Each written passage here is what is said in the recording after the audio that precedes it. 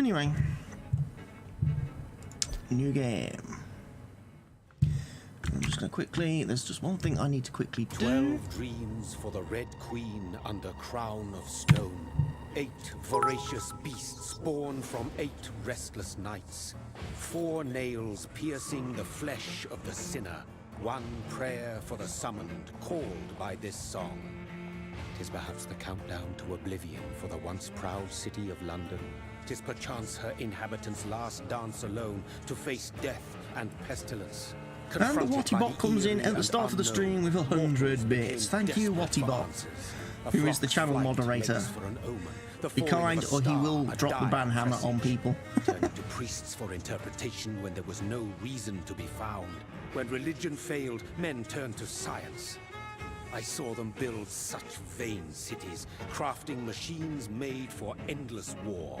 New questions flourished as old answers withered. What is darkness but lurking sun? What is wall but enslaved stone? What is glass but tortured sand? So I'm looking forward to playing this game. But a call to arms. What is hate? It's supposed to be an RPG. Love. What is life? Based on the character who is a death.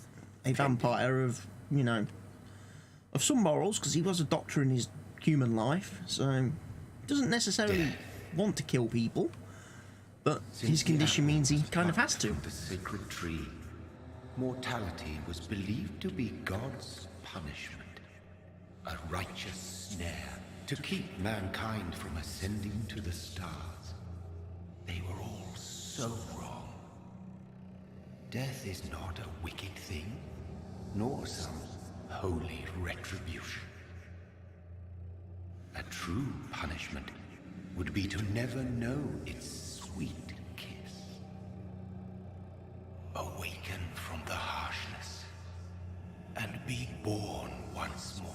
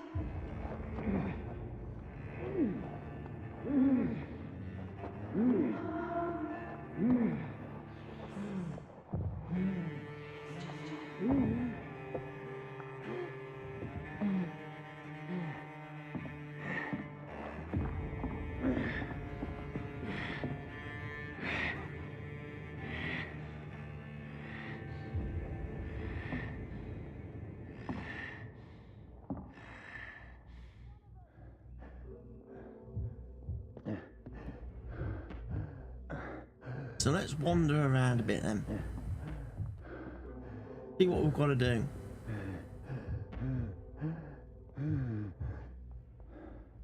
Apparently the character doesn't jump. Fair enough.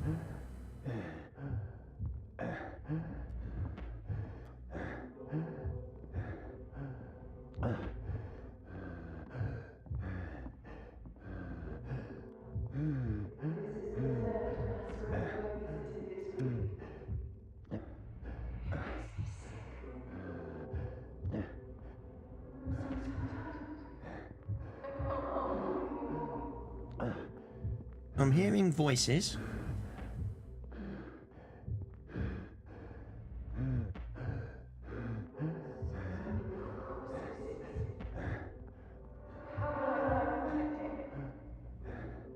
Thirsty. So thirsty. So thirsty.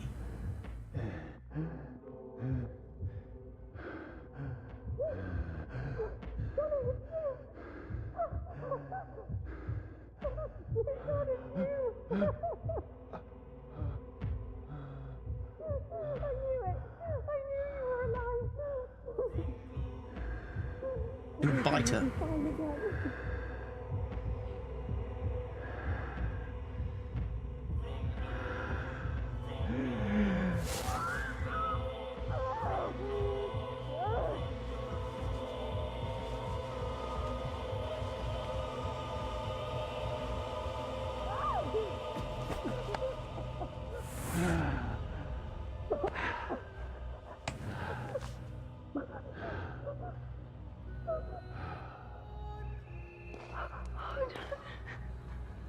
My sweet brother.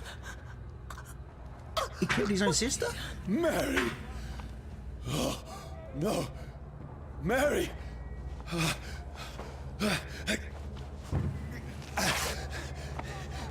Hold on. Please, hold on. Oh, God. Oh, no. No, she's dead. Mary. Mary. No. No. No.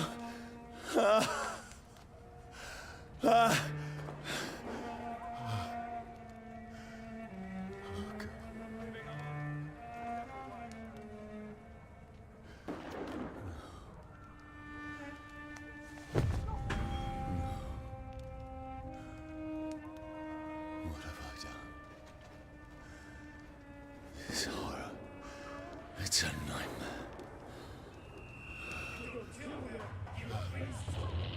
You've done killed her, you No! beast.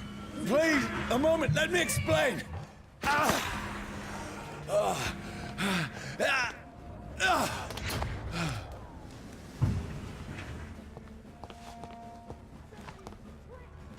These patrols are after me. Fancy clothes? No, no, one's a top. don't shoot. This is a nightmare. Nightmare. I need to get out of here.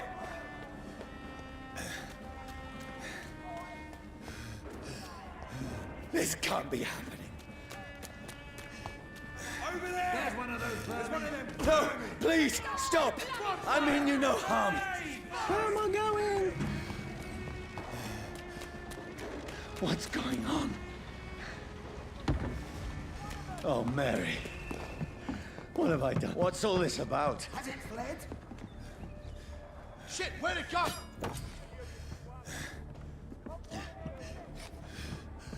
Tricky bastards. Now, I can defend myself. Where'd it go? Shit, where'd it go? Kill that thing! Over there! Fuck! Who are you? Stay back! Sorry, but you left me no choice. Coming from behind? No.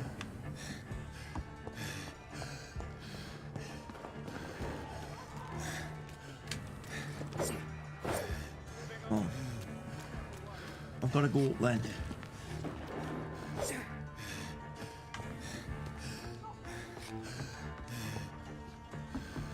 Who are you? Stupid beast! Don't like birdies! Sorry.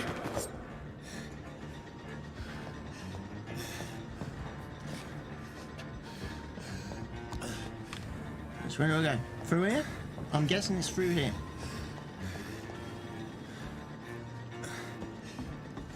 Easy does it, boys! No, please, stop! That's it! Got up like kick. Who are you?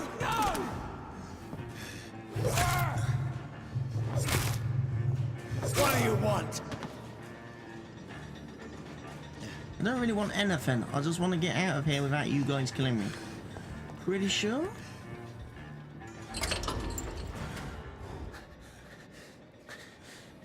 I mean you no harm. I need help. Die, you fucking leech! Please, listen to me. I can't make any sense of this. Shut up, beast! Who are you? What is this all about? What in God's name? That'll do the rest of the job. Just leave me. So you do get sunlight issues in this game. Okay. The sun. It feels like it's burning me to the bone.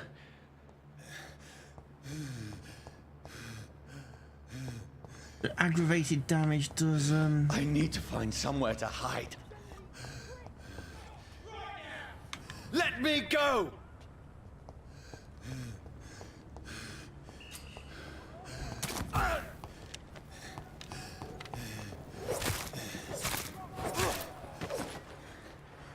I need to find shelter.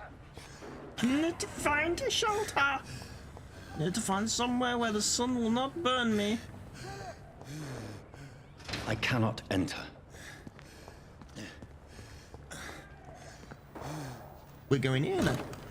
Seems like a good start. Is anybody there? What is this place?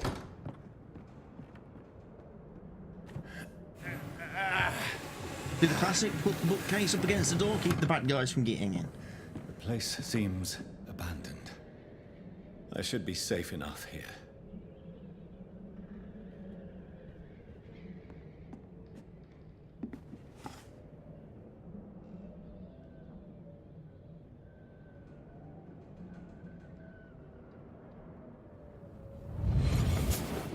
It's his place, is it? Or her place? Brother, what have you done?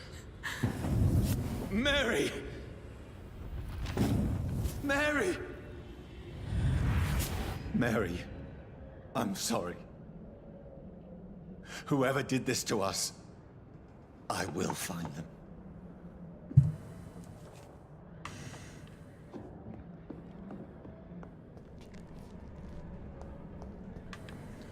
Anything I can loot? Money?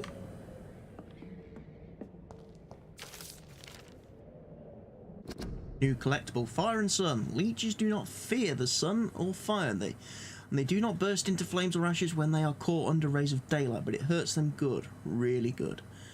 I personally chained a vampire to see what would happen when the sun rises. Its skin blackened in a few minutes as if it was burning from the inside. Its eyes and flesh melted, and I saw its unholy bones move and squeal as the beast tried to escape all day long. In the end, only a desiccated corpse remained, which started to slowly regenerate when the sun disappeared behind the horizon. I cut its head off to finally destroy it, and when I tried the same test with fire, the bloody leech never came back from the ashes. Fire is our weapon of choice, brothers. To burn the beast is the best way to kill it for good. From Know Your Enemies by Carl Eldritch. Priven Leader. Riwen Leader. I've got some weapons. Don't have much of anything else. Don't have any serums or anything. Map. Maps are good. No quest. Can't mesmerise anybody. Right, so there's stuff and things. The sun is high. I cannot leave now. Cannot leave now.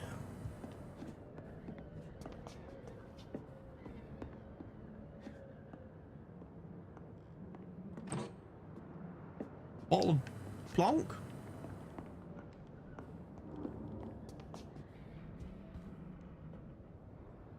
A dead body on the floor. Ooh. Yeah, she's seen better days.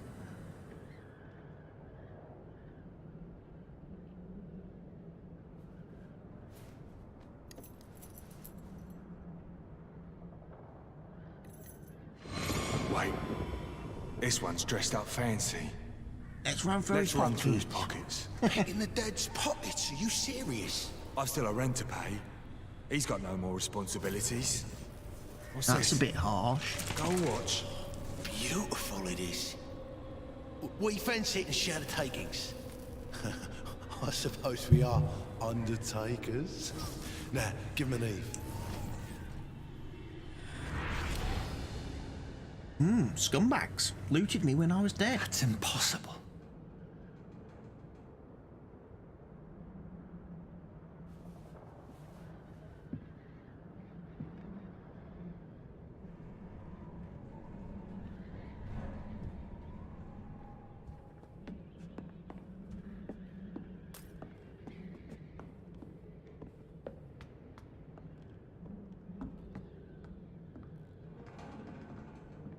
Quick check.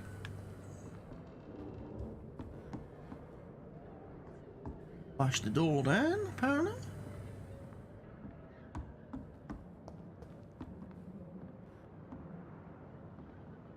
Get a nice new wardrobe though.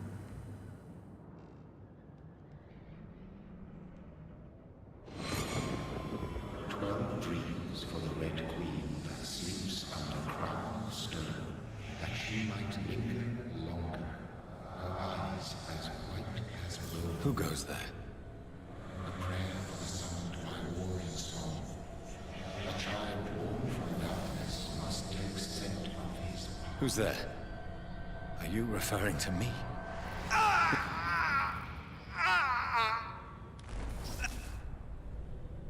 No! No! I still have so much to accomplish.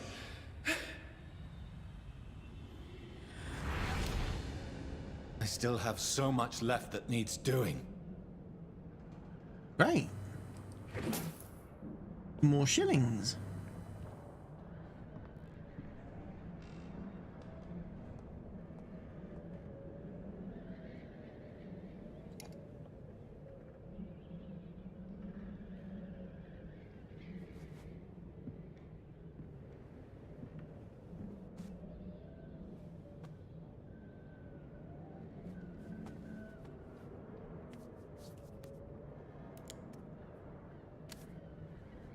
I think we'll take the gun. We'll take a gun. I'm not sure if I need a gun, but hey. Johnny, this one's lost. We need to leave. And now! No! There's time. I can save him. That's the enemy coming! The orders are to evacuate the hospital! Done. He'll live. And now what? We fight. Killing is a hell of a lot easier than healing.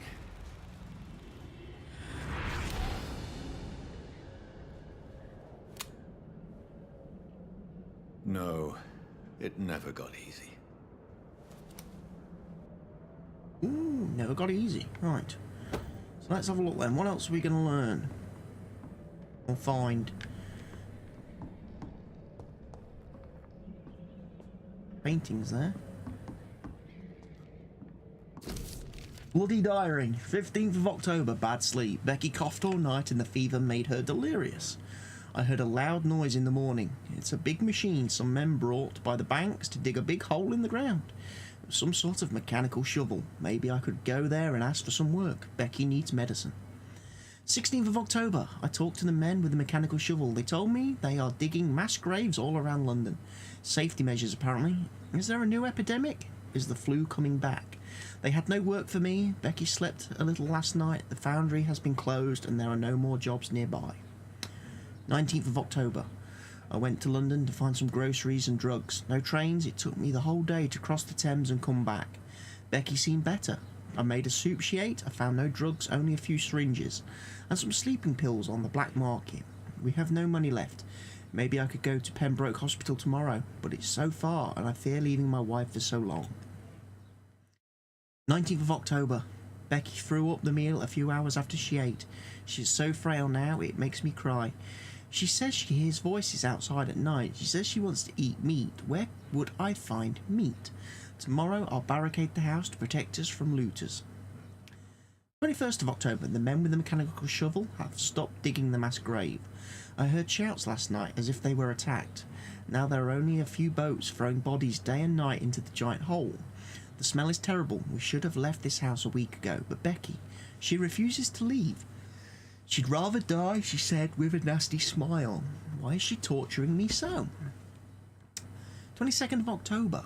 Becky just attacked me. She jumped on me from the stairs and tried to bite me. I had to smack her, but she smacked me back. I went upstairs and locked myself in the bedroom. Now I can hear her crying and mumbling downstairs. I retrieved the gun I hid in the ceiling since the war to protect the house. Now I'm ready to use it to protect myself from my own wife. 23rd of October. I could not sleep at all. Becky spent the whole night scratching at the door, asking for my help, begging me to let her in, but I was too afraid to open it. I'm just waiting for her to die now. It would not be long. I pray God it will end soon. 24th of October. I was so hungry I tried to go downstairs this morning. Becky was sitting in the armchair by the chimney. She was panting like a dog, looking at me without moving, just following me around the room with her eyes. I pointed the gun at her sore face, but she did not react. I could not pull the trigger. I went back to my room. 25th of October. The house is silent like a tomb. No more noises. Becky is dead now. Forgive me, my love. I was unable to save you. I'll be with you soon enough. Wow. That's seriously. So he's basically his wife became a vampire. Is what I get from that.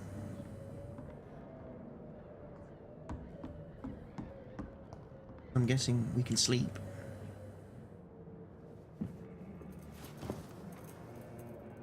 This makes no sense. None of it. No sense at all. Well, it makes perfect sense, actually. You just read the book. That's it.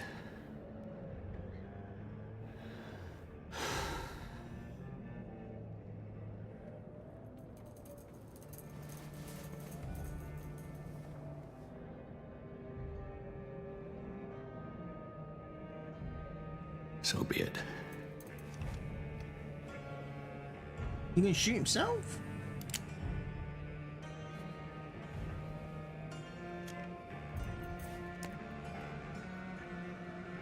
Rational thinking only.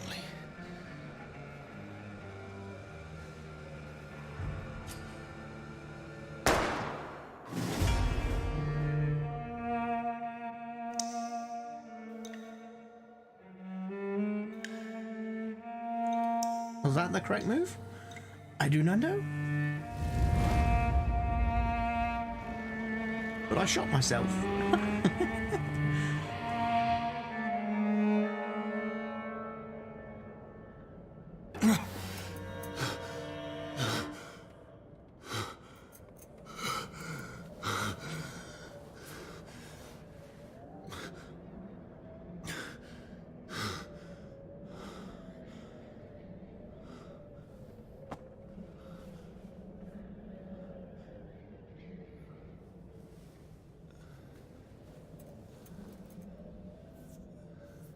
This is absolute madness.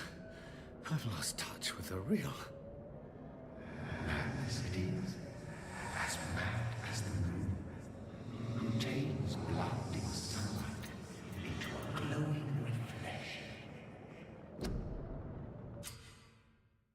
Hideout beds allow you to evolve and rest, spending experience points to level up and improve your vampiric skills.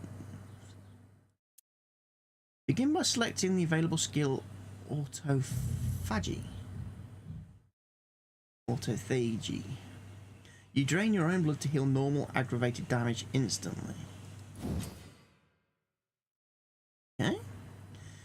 The vampire uses the power of his blood to heal normal and aggravated damage, increasing his flesh, nerve and bone regeneration. With time, this vampire can be extremely powerful and is sure to surprise any unwary vampire hunter. We think of vampires as immortal, but if you can block their unnatural regenerative capabilities, they are more vulnerable than you think.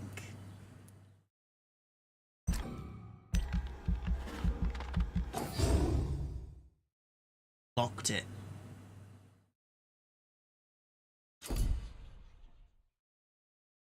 Unlock an aggressive skill. Okay.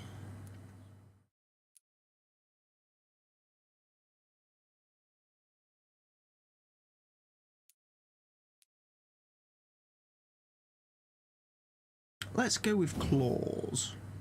I like the sound of claws. Unlocked. Claws and autophagy. This. Hard biting. Fast regeneration, physical body condition, passive skills. So we've got passive skills and stuff.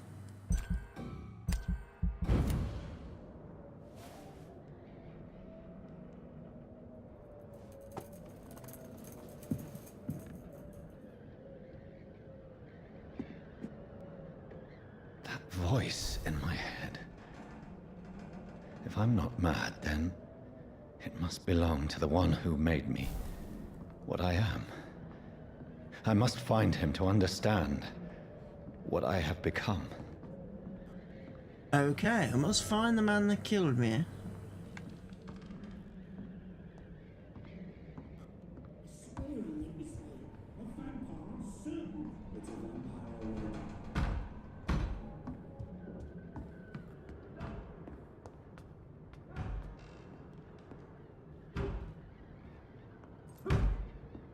I'll bash the door in. closed. These people want me dead. I need to leave now.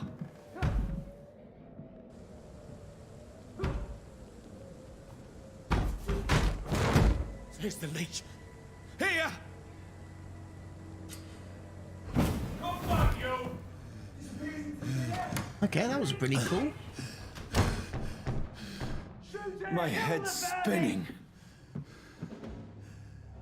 What do we want? What do we want? What do we... Come out, you coward! Clever fucking beasts. Ah. Offhand weapons. Offhand weapons can be used by pressing Y. Oh, shelter key.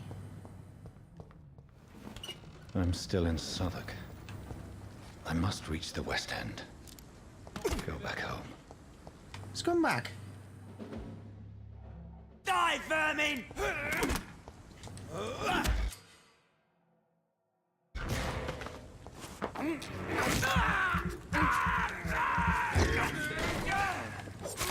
There's a strength I never knew I had.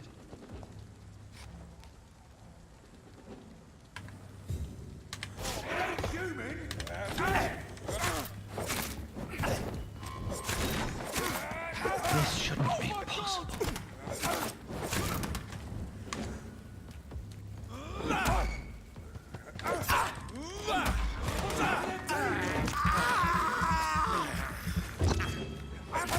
Every sinew, every fiber of my being is afire.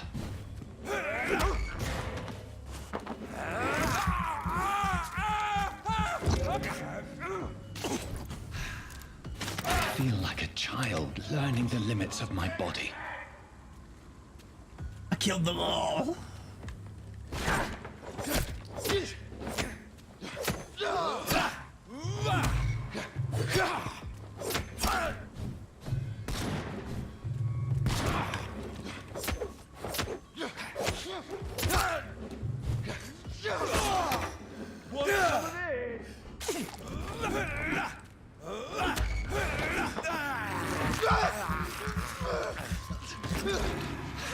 My strength, my reflexes.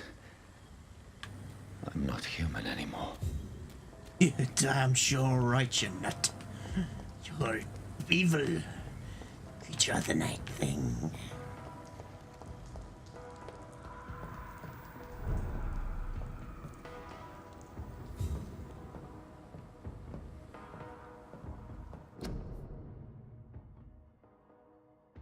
Vowed. One shall enter or leave quarantine area without written of the local health authority.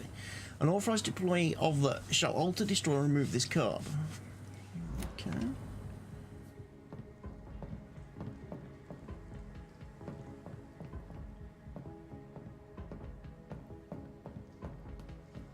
I get to do like really cool vampire things now. I can bite people.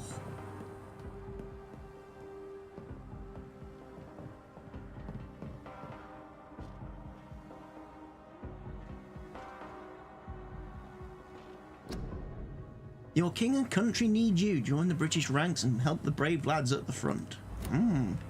Yeah, World War One. Such a nice time. Your king and country need you. Join that and help. My poor sister. If only I had controlled my need for blood. Mary, someone will pay for what happened to you. For what happened to us. A need for blood? Wait a minute, I can eat rats? I have this thirst for blood.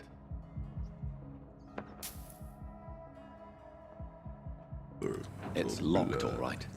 For blood?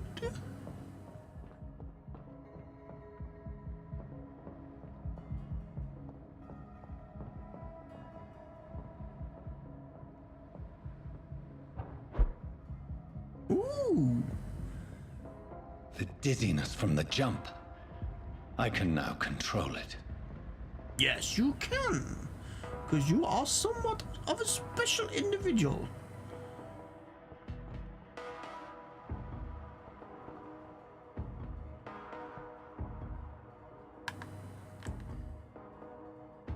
What were all the controls again?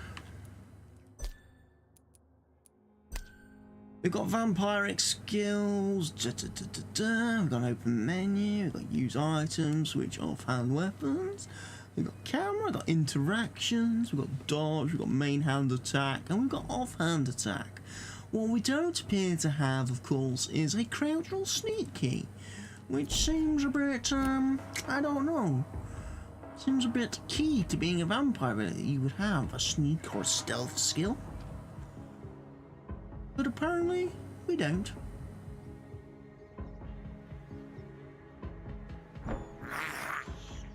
This is despicable.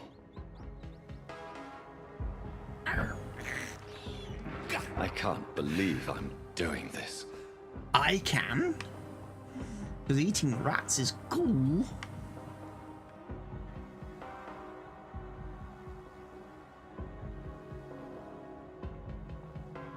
I'm gonna What reach will the North London Bank. have to say to me? He'll probably say, "Ah, undead creature of the night thing!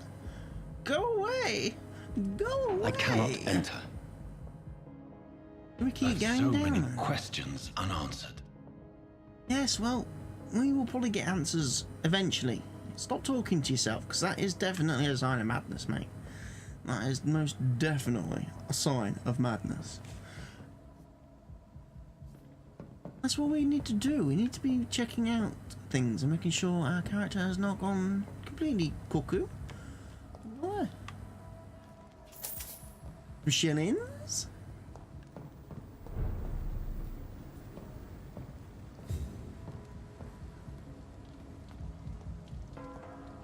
Another corpse. Have the very streets of London become a mausoleum?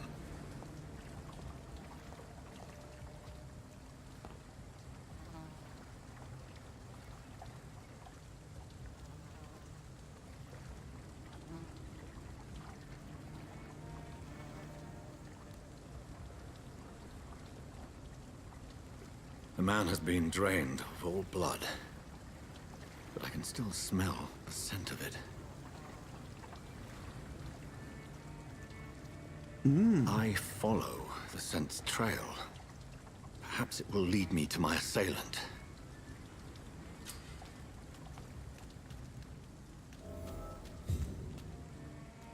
Assailant.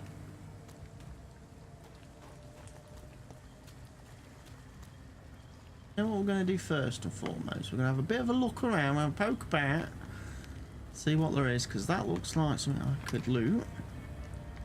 Is indeed well spotted.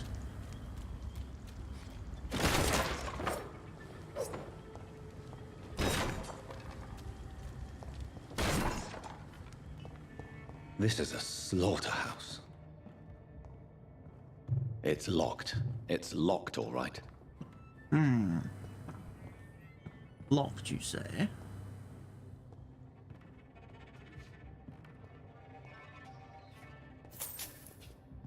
More shillings?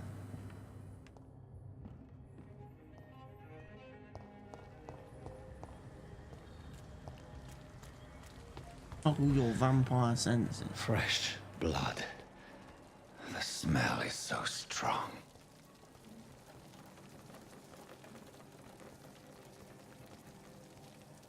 Something dire must have come about. Most likely. More shinies over here, I think. No, it's fire.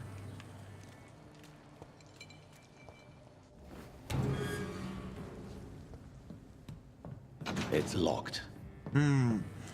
It's locked. All the doors are locked.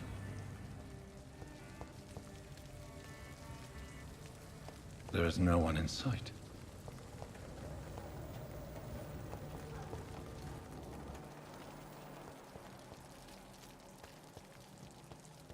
Where has everyone gone? I don't know.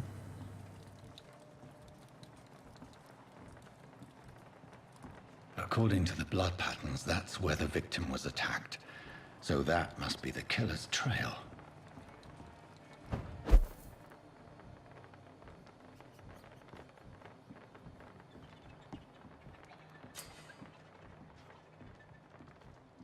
New hideout is available.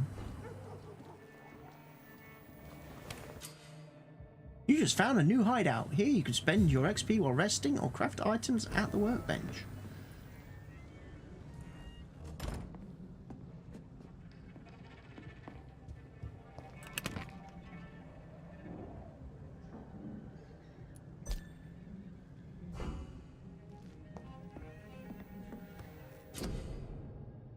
Craft. On a workbench you can craft medical treatments to heal sick citizens, serums to boost yourself, weapon upgrades to improve and customize your weapons.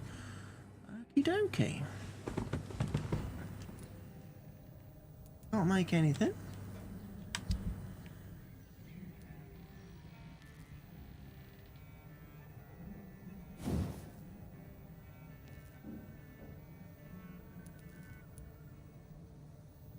Common handle part, lead plate. So I need to do some looting and stuff.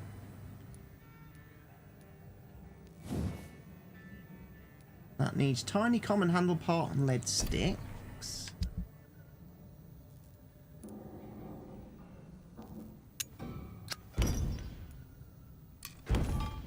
Okay, so I can scrap stuff. Very useful to know. Got a bed.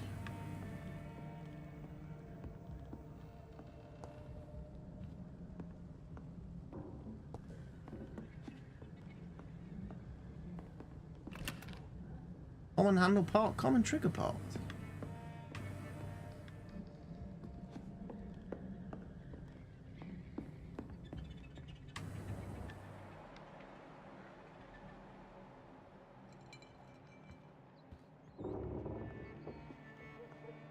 Killer went this way.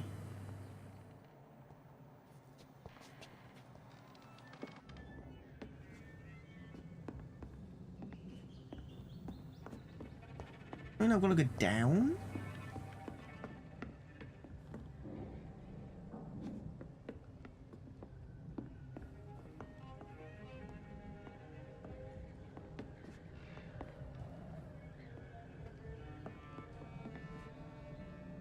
I'll go up.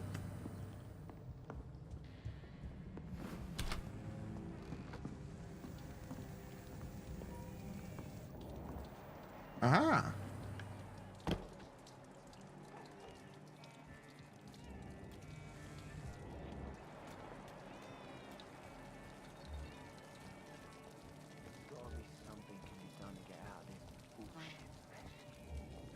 At last, a little life. Welcome, sir, to the Turquoise Turtle. Good evening, sir. I wondered if I could ask for your help. Wow, you look like you need a drink. Yes. I apologize for my outfit. It's been a long night. Been there, seen that. Don't worry, things can only get worse.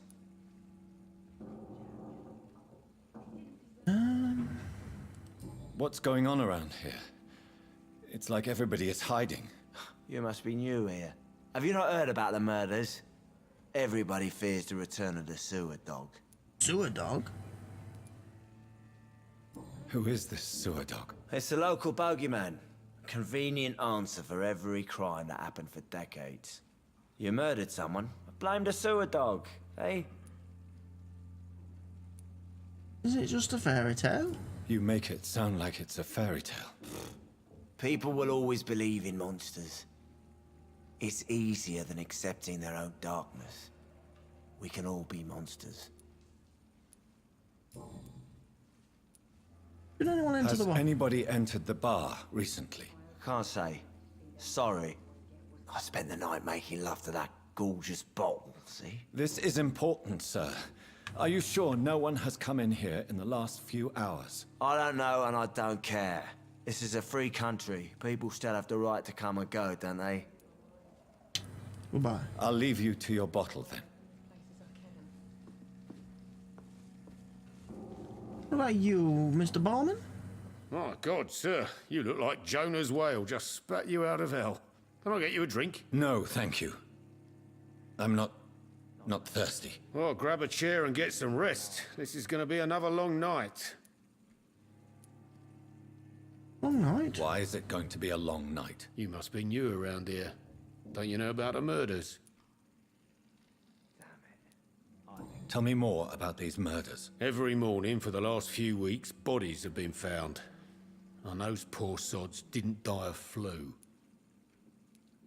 Do the police have any leads on a suspect? Even before the outbreak, coppers never came round here. We're on our own. People die in these parts all the time, and no one cares. Where am I? Where is this place? You're at my bar, sir, the Turquoise Turtle. Turquoise Last turtle. ray of light in this dangerous part of town.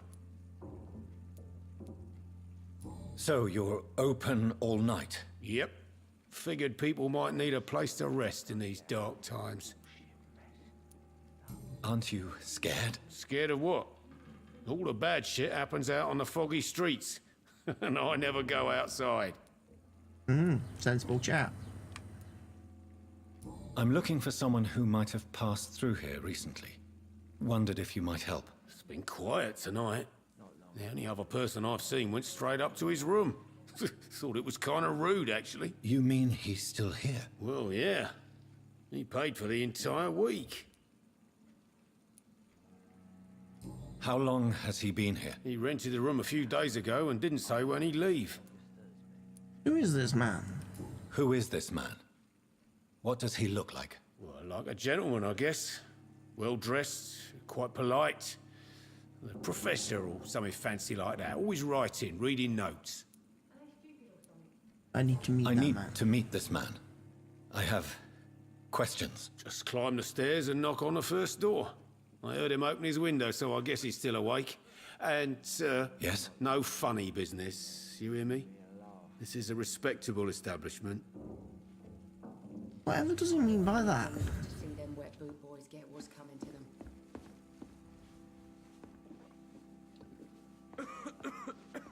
Let's talk to the wench.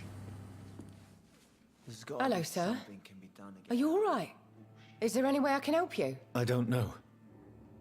Maybe you could just talk to me. Maybe you prefer to speak with Tom then. He's more agreeable talking to strangers. What's going on around here? Where is everyone? Too many dead, sir. First the epidemic, and now all these terrible murders. The murders. What can you say about them? Bodies found in the streets every morning. Drained of blood. It's just horrible. Some say the sewer dog is back. The sewer dog. What's that? No one knows. People have always disappeared around these parts. The ancients say it's the sewer dog coming out to feed. But now he's killing in the streets.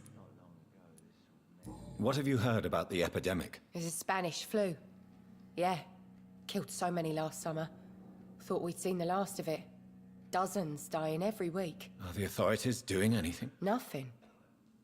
There are so many quarantine zones in London now. It's gotten really hard to travel across town. What is this place? This is Tom's bar, the Turquoise Turtle. I'm the bar, my dear. Sabrina, Sabrina. if you want to know. Are you always open this late at night? No, it's only since the epidemic started. Tom thought that people may need a safe place to stay. You don't seem to have much business. Where is everybody? Well, most people are sleeping right now. And those that are awake tend to avoid going out. What with the murders and all. What with the murders and all? I just want to talk. I didn't mean to scare you. I'm not afraid, sir. It's just I've other customers to take care of. I only see one customer. Oh. Well, yeah, of course. I mean, I best check on them. I'll leave then. Thank you. Wasn't she a stroppy bitch?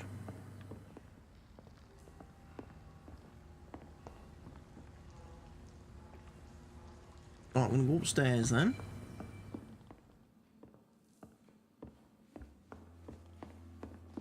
I hope I live long enough to see them wet boot boys get what's coming to them. no longer stirs me. This is no place for you. Prewen has several patrols roaming the area. They do not pursue me. But they're looking for vampires, and they're most efficient. They'll not relent until the killer has been identified. I have a common objective, but I require... I think someone is eavesdropping. Are you certain? You might as well come in, whoever you are. Slowly, vampire. Who are you? I mean you no harm. Saith the vampire. Present yourself. I need a word with anyone.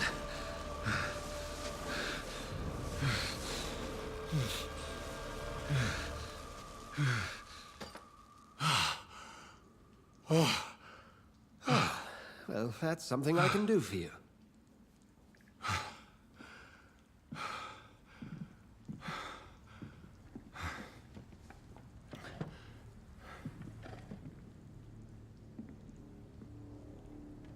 Wow, that was a bit weird. Do you know I'm a vampire, but he's going to talk to me? And who might you be?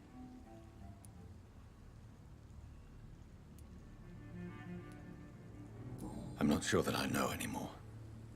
Might I at least learn the reason of your presence? That's none of your concern. Sir, you have entered my room in the middle of the night, pale as a corpse and shaking like a tree. So please, indulge me. Someone is molesting people. In fact, killing them. Biting them. The calling card of a vampire. Like you. I've been hunted down in the streets and attacked. I'm a victim here too. I believe you. Then if you are not a vampire, who or what are you? Dr. Edgar Swansea of the Brotherhood of St. Paul. I'm performing an independent investigation here in an attempt to understand precisely what is going on.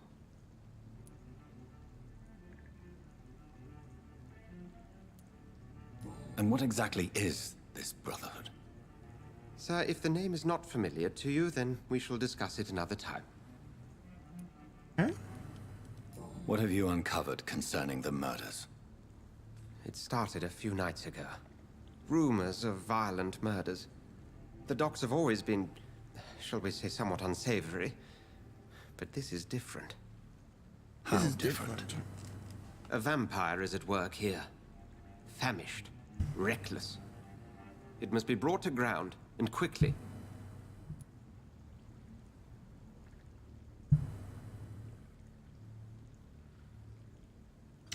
Well, who are you talking to? I heard another voice, that of a woman.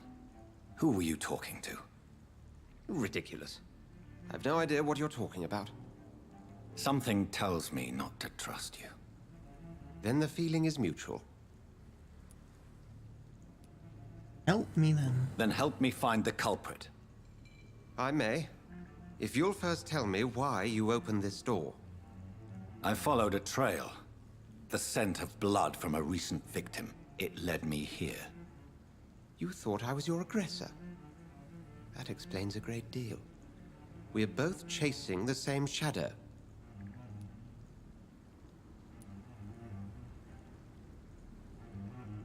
A shadow, indeed. Yet I heard his voice in my head. There was a moment I believed I was mad. You should let me handle this affair. You've no idea what you're up against. No. I will find the monster. He is mine. How will you do any better than I? But then let me ask you this. What are your intentions if you find the killer? I will at last have the answers to my questions. Then I can only wish you good hunting. And pray we shall meet again.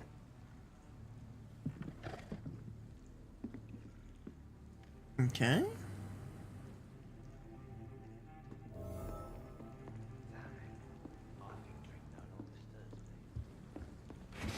Jack, it didn't deserve this. There was somebody here. There was a woman. heard.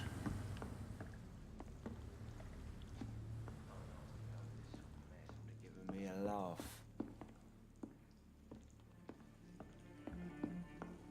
I cannot enter. Cannot enter. Well, smash it down. It's only made of wood. If Swansea is not my attacker, it means somebody else came here tonight. Someone must know something. You can't see me now, I Mum. think I'm losing my mind. I should just run as far away from this place as I can. You there, barmaid. Evening, sir. Can I help you? I have a few questions for you. Well, if you must. I want the truth. I spoke to Dr. Swansea. He's not the man I'm looking for. Now, I want the truth. The truth? What do you mean? I suspect that someone else was here tonight, and I don't think Tom wants to tell me about it. I'm just the barmaid here, okay? If Tom says you're the only visitor we had, then you're the only visitor we had. I can feel your fear, madam. Please tell me what's going on. It's Will. William Bishop. He came in here earlier tonight and he... Well, I thought he was going to clock someone. What happened tonight? He was dead drunk, as usual. But my God, his eyes. His face. He must have caught something awful. He shouted and cried. It was terrible. Why are you so afraid? Why are you so afraid? I mean, his skin. His hands. I scrubbed every glass and every chair that he touched. God, I hope it's not contagious. Tell me about this William Bishop. Will was a sailor who worked at the canning factory before he lost that job. A nice bloke, really. He's never been violent. Until tonight. Why keep it a secret? Why not tell me about it? Tom's nothing if not loyal. After Will lost his job, he offered him one ear. They used to be good mates. But recently, well... Will started to get very aggressive. I see. Thank you for your candor. I'll be sure to talk to Tom. New hint available. You discovered a hint. It reveals a secret about a citizen or someone related to them. Press dirt to open the citizen's menu. As a vampire, you need human blood to evolve. The blood quality bar indicates the XP you will earn if you feed on this citizen. Unlocked hints increase the amount of XP. So Sabrina is quite healthy.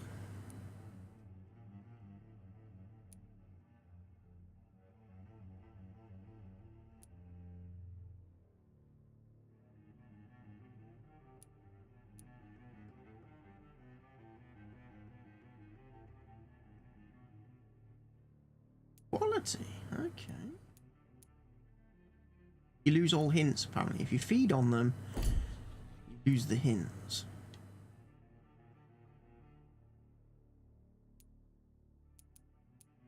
Gotta be a bit careful. Right. Hello, sir. May I disturb you again? And you're Yeah, still just- ugly as sin. He's not going to tell me anymore. I'll leave you to your bottle then. Hello, Tom. Welcome back. Did you find what you were after? I can't say I have. Are you sure no one else came into your bar before I arrived? Hey, I told you, you were the only other stranger I've had. Talk to me about William. Tom, talk to me about the visit from your old friend, William. Yes, Will came by tonight, but he's not my friend anymore.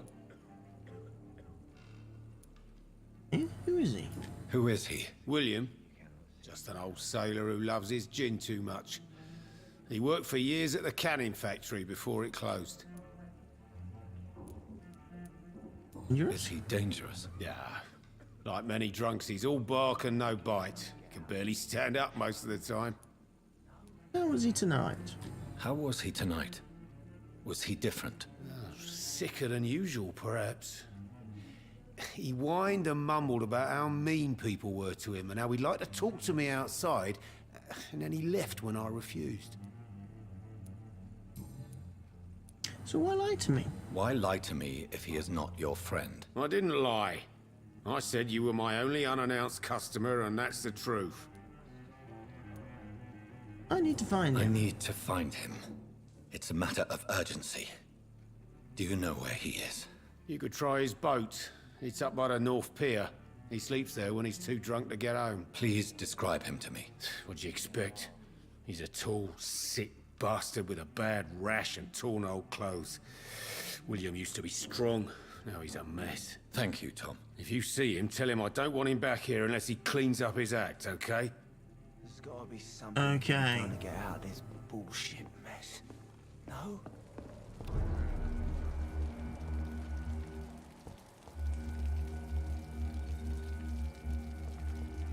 I will get to them.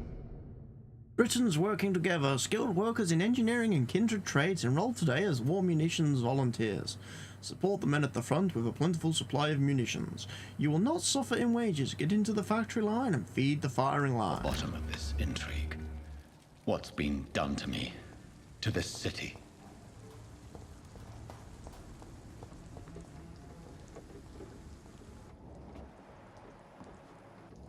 I see blood.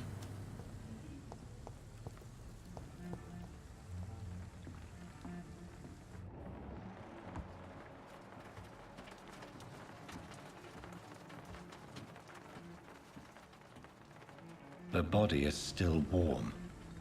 This man has just been drained of blood.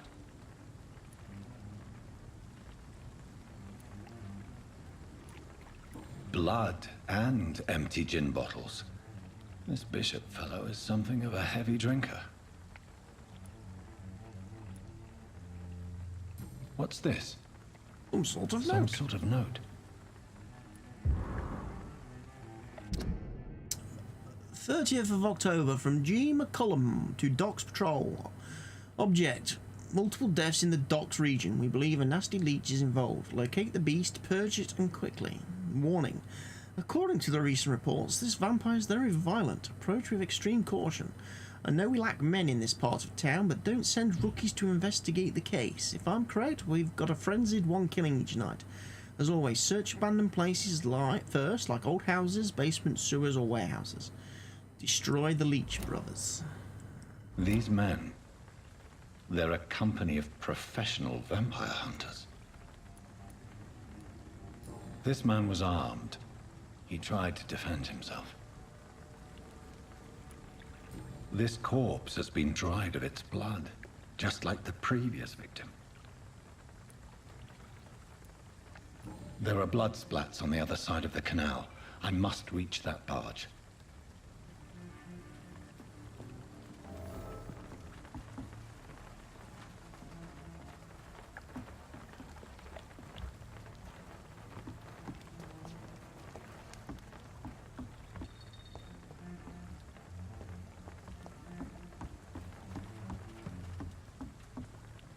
No one's around who can see me?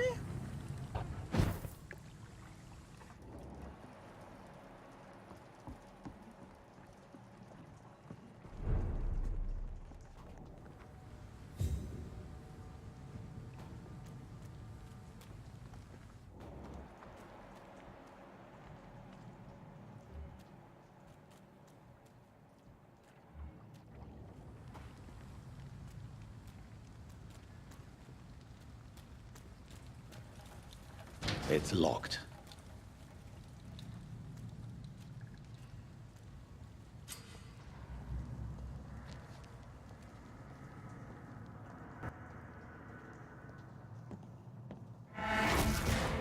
Over there!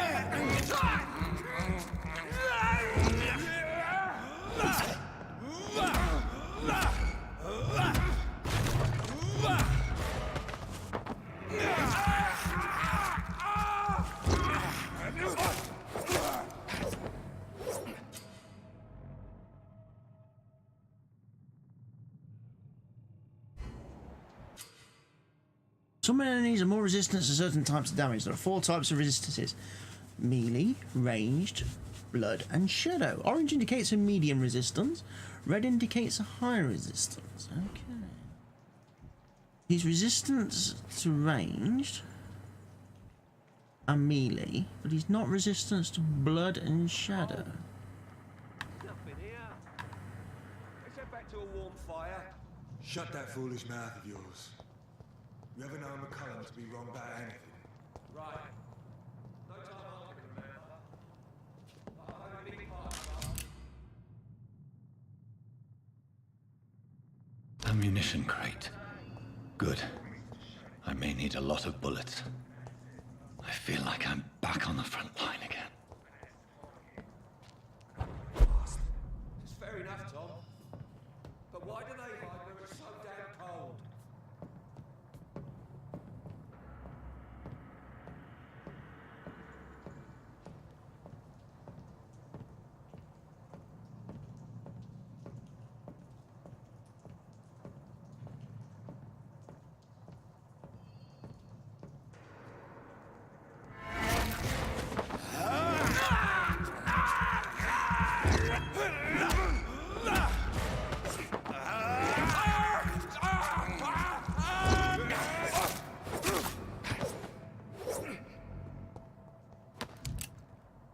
Shotgun shells.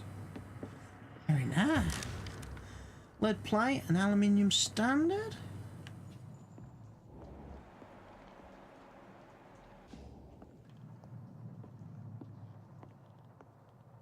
Awesome.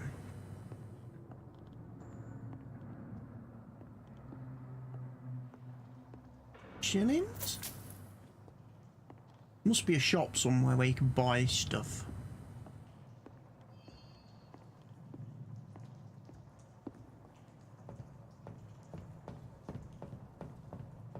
All the doors are locked.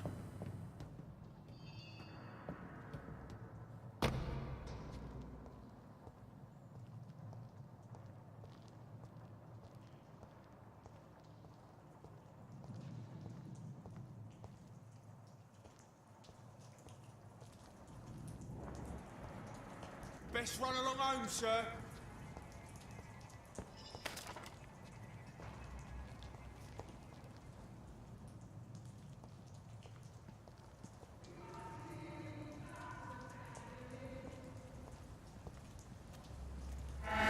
Over there! There's one of them vermin!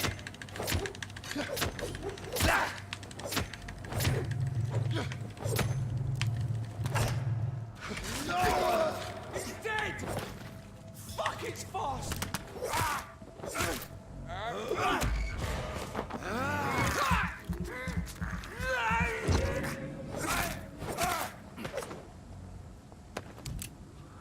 Bullet.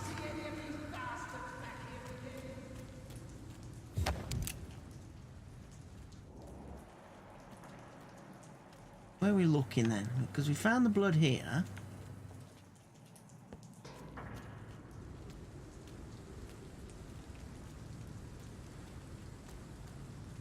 Guess we go that way. I like the screams when you burn them alive. I love how they're not subtle, are they, about the guy being, you know, positively nuts.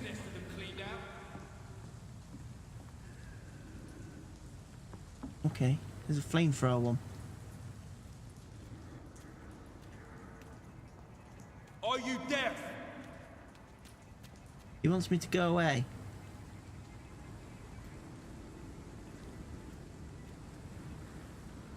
Best turn around if I were you. Crush the leech! Get your weapons ready! Murdering bastard!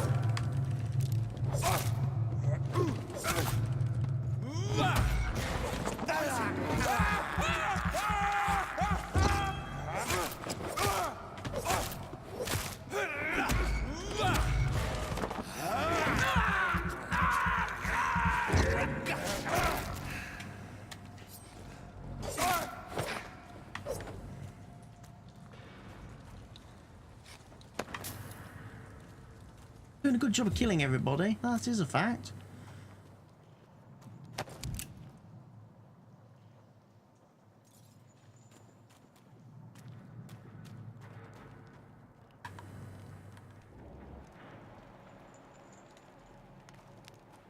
Looking for things.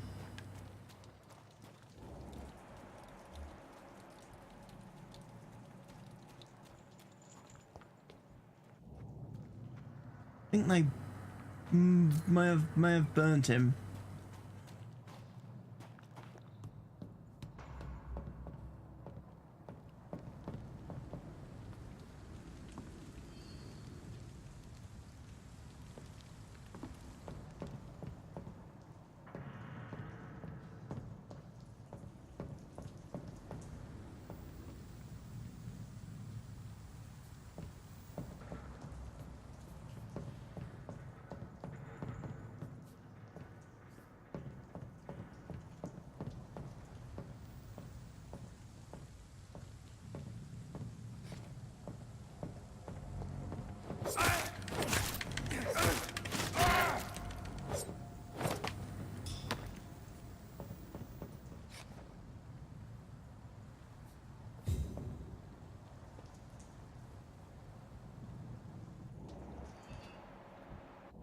So his blood goes that way.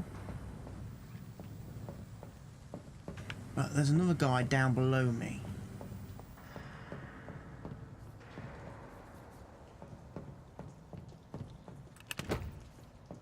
Use Lupara. And I got some more. You're twinkling.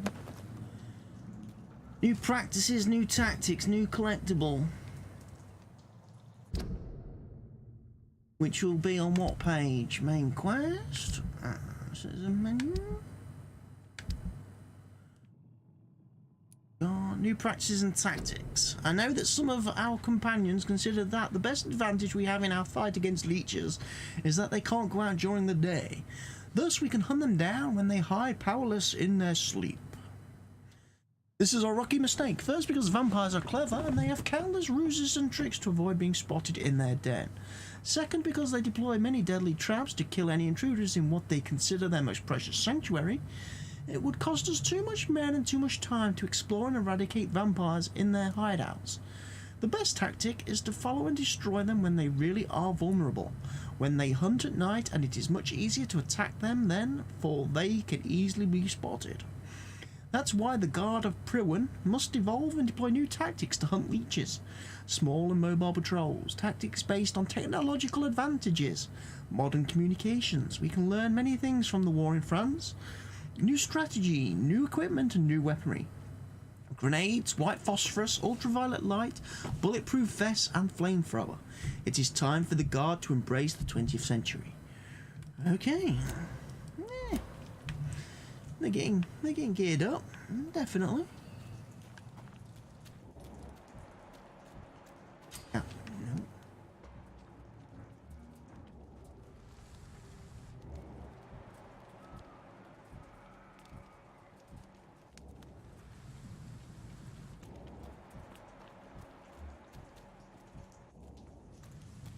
Guy over here, who I can probably sneak up on.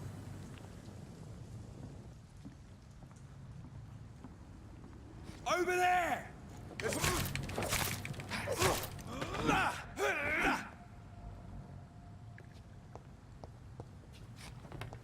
Okay, that didn't quite work out how I wanted it to work out. I got a little bit too close, perhaps, I think.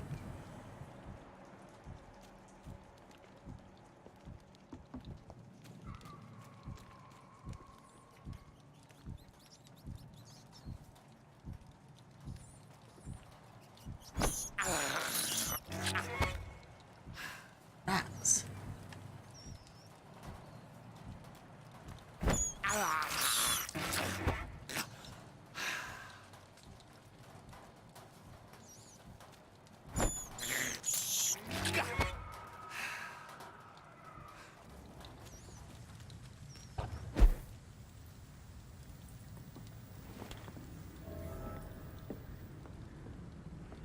New hideout.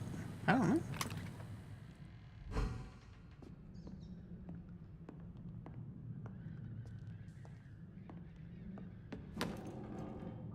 Common handle part and lead plate. Okay. There's a workbench for repairing stuff. Bed for me to sleep on.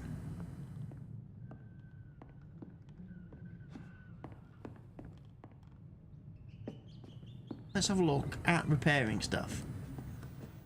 What can we do? You have enough merit to improve one of your weapons. Really?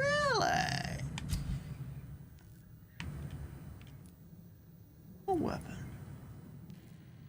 That one?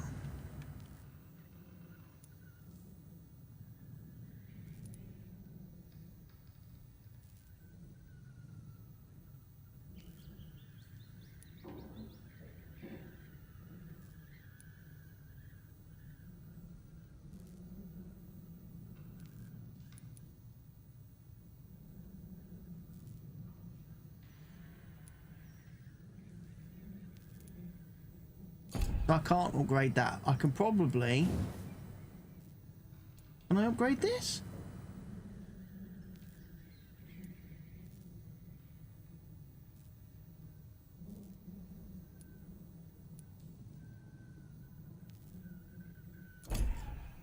Oh.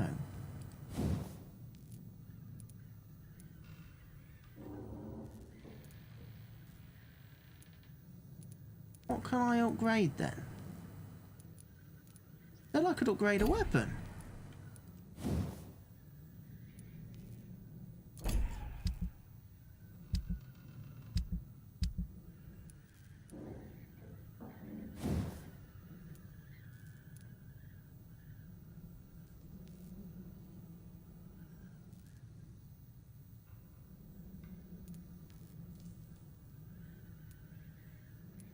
I don't think I can upgrade any of my weapons.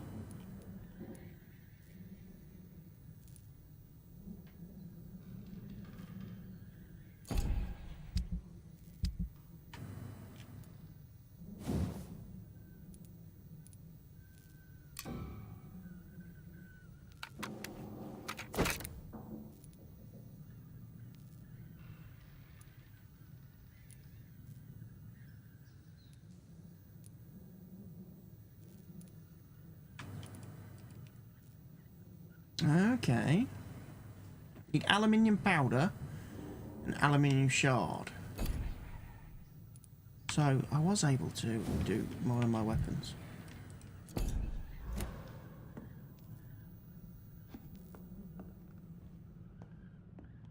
So it didn't. The game didn't lie to me. It just wasn't very clear what I could upgrade. That's fair enough.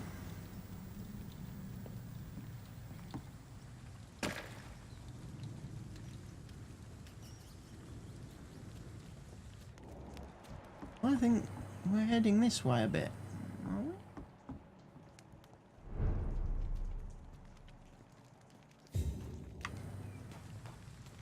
Still can't get through certain gates, which is a bit annoying. Which means I can't go off and truly explore an adventure. Fresh blood. The whole building reeks of it. The scent is so strong it makes me dizzy.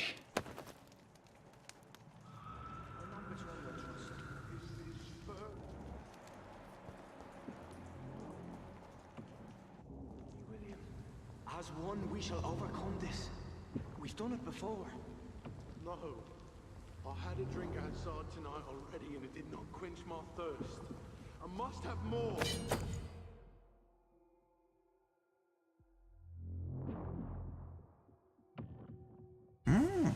I have a scythe now. Please stop. Just a sip, I promise. You will not de-respect. You're my last and This place reeks of bloodshed. William, my arm. I can't feel it. This creature is bedeviled. I must put it down.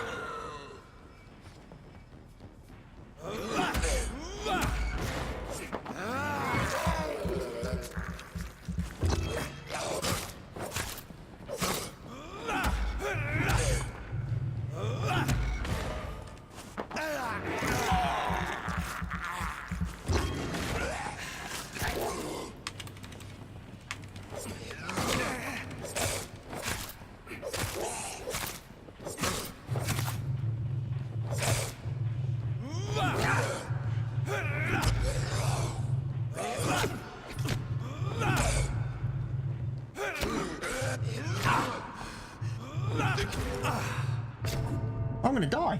I am dead. Holy crap, Weasel.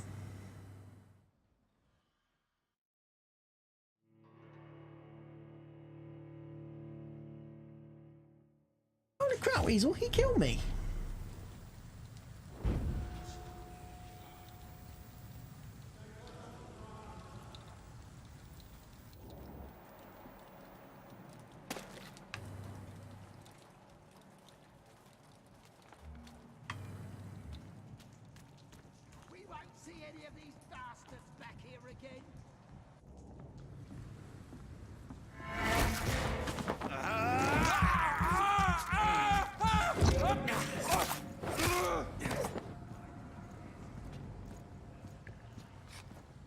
Wow, so they actually all respawned.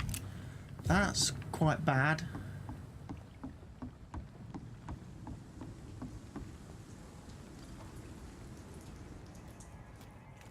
Leech spotted! Stupid beast!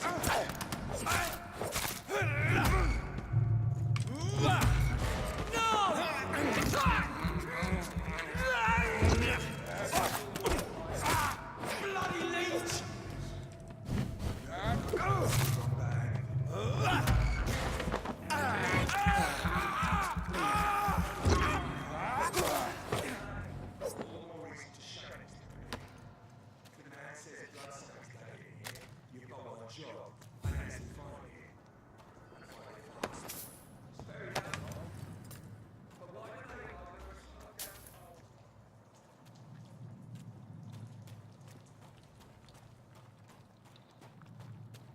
What was over here? There was a chest where I could loot some bits.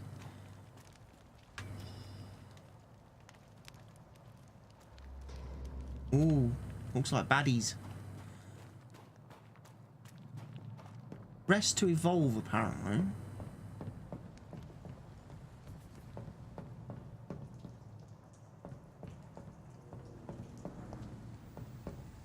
I said over there!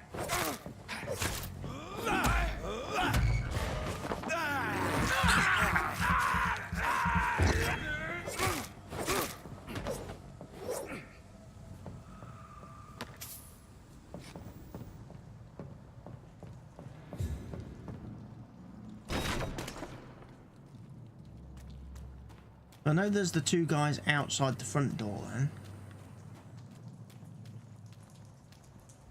Everybody like respawn. Stupid beast! Take its head!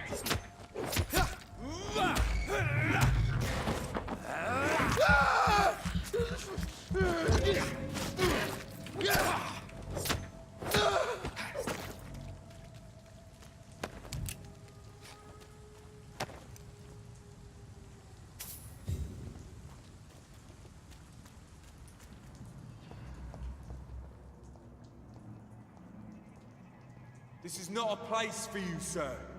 Over there! There's one of them.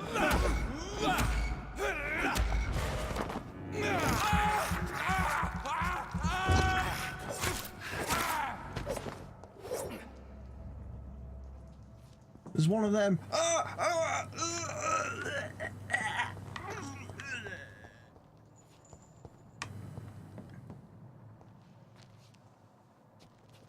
Yeah, that's what happens when you start making a ruckus, making a fuss instead of just getting on and killing me. That's what happens, you see. I'm wondering if I should evolve.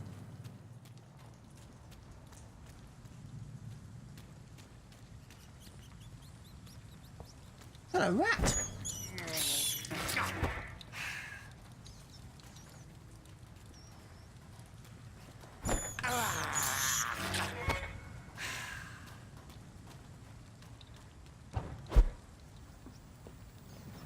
Can we open the door?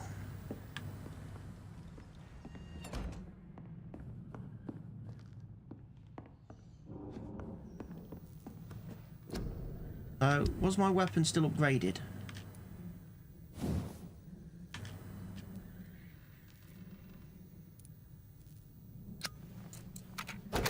Oh, I upgraded! weapon and made it super amazing. Enhanced damage. Oh, yes. My offhand weapon. No, can't do that yet. How about I, evolve? Right, what we're going to evolve then? Body condition, increase your health.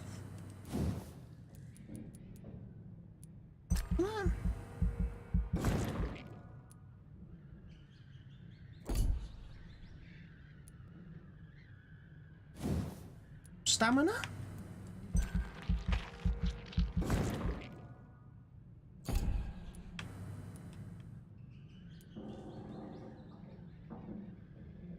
Racial bite.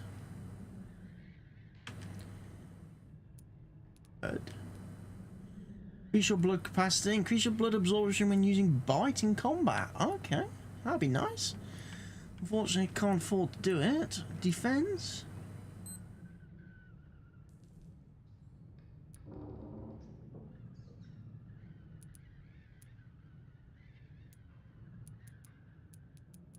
Only got 250 XPs. 250 XPs left, so I can't really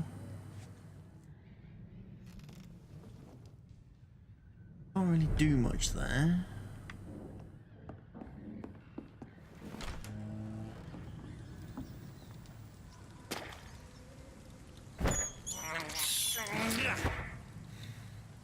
Oh, everybody's respawned again. Feels cheating. Watch out, boys!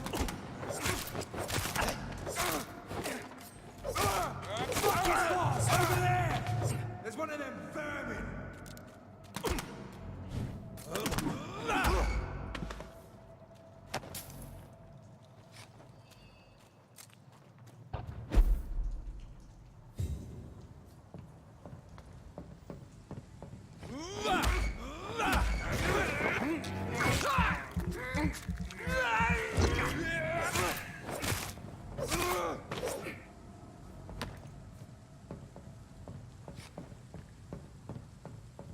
My health is back.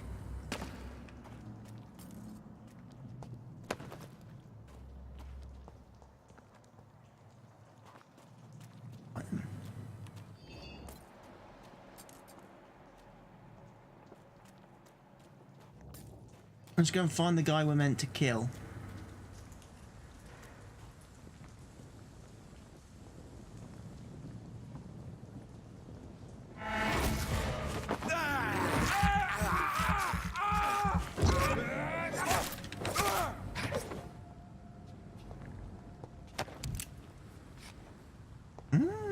Shillings. Right, we're gonna go try and kill that madman again, the maniac.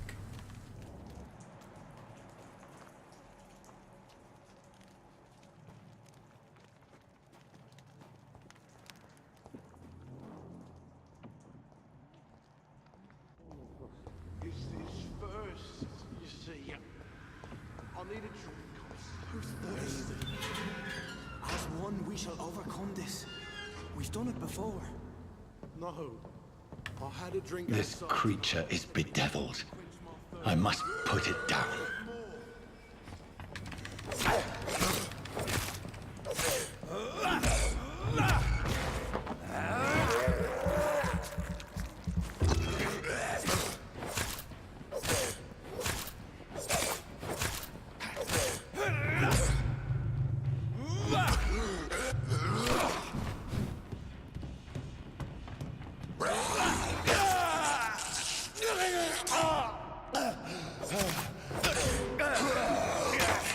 He's biting me.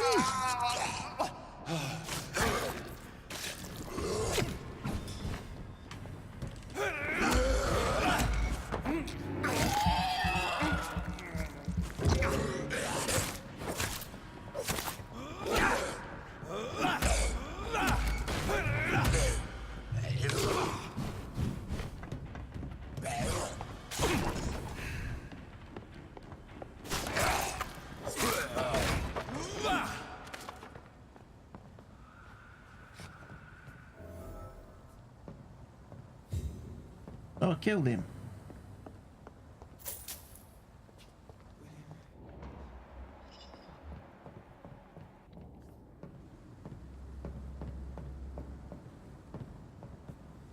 Are you alright, pal? William was an honorable man. I could have saved him. Mr. Hampton, are you in there? I knew him well, another lost soul, a kindred spirit. Sir, listen to the sound of my voice. I'm a doctor. I'm a doctor. You're suffering from shock. I must return to my flock. They'll stray without me.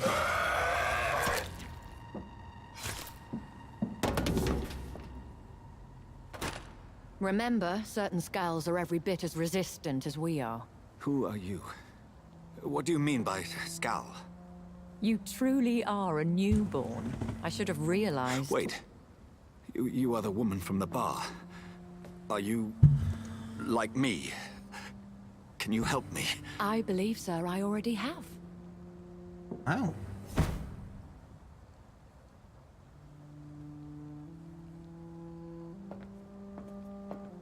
Is he dead? No, he's not dead. By George and the Saints, you've solved the mystery of these terrible murders.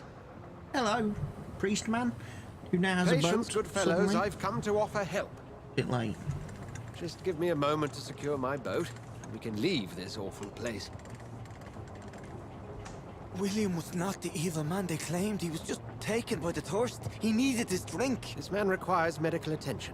We'll see he gets to the nearest hospital. No, please, I must tend to my fold. My flock needs me. There, sir. Go with the good Dr. Swansea. He's resourceful, and I'm sure he'll take good care of you. You'd best come as well. The sun is soon to rise, and you'll need a place to rest. I just need a moment. If I can learn something about what has happened to William, I'll be a step closer to understanding what happened to me. I'm going to investigate the body then. This poor creature can't be my maker.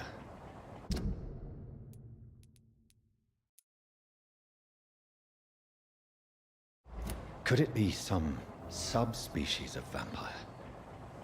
I must find a place to analyze the blood. Board the boat. Okay, Tolly hard chaps, we're boarding the boat. And at dawn we row. Row, row, row our boat gently down the stream. Merrily, merrily, merrily, merrily, life is but a dream.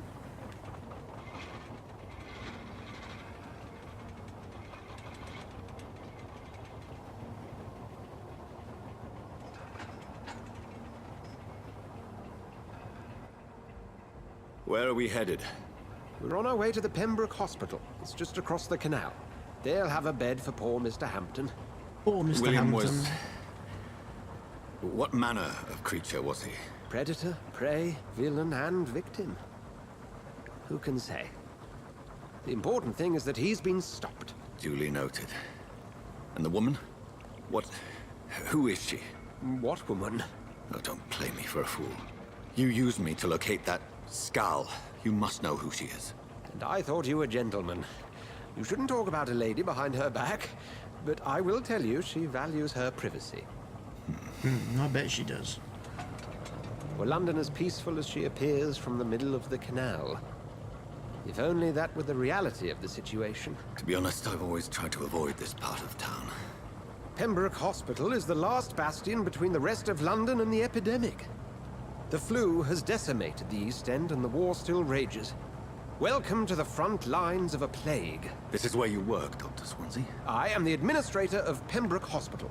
I thought you were here in service of your mysterious order, the Brotherhood of... Of St. Paul's Stole, yes. But first and foremost, I'm a man of science. A physician, like yourself, Dr. Reid. How do you know who I am? No need for modesty. You are Dr. Jonathan Reid, a surgeon of some caliber and renown, if I'm not mistaken. You are correct, sir. I knew it. I had my suspicions. But when you took the blood sample from the corpse of poor William, I was certain. Dr. Reid. Marvelous. Have we met? I attended 3 of your seminars before the war. I have the utmost admiration for your research. And what a turn of fate. England's most esteemed blood There's a specialist creature. returns to London a vampire. That word again.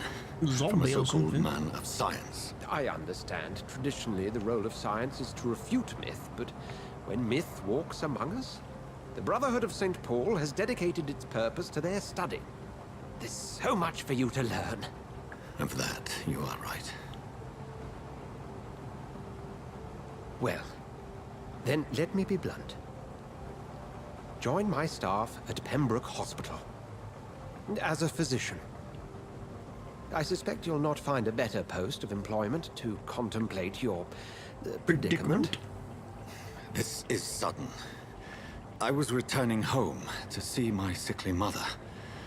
But alas, that was before contracting this affliction. Dr. Reid, take a moment to consider. The post would be for the night shift, providing a good explanation for your absence during daylight hours. You'll be adequately reimbursed, and have a place to hide. I even had the forethought to bring some clean clothes. So, what do you say? It seems I have little choice, but yours is a generous offer, so I thank you. Brilliant! Oh, Jonathan, this is one for the book, and the beginning of a beautiful friendship. Really? He wants to be friends with a vampire.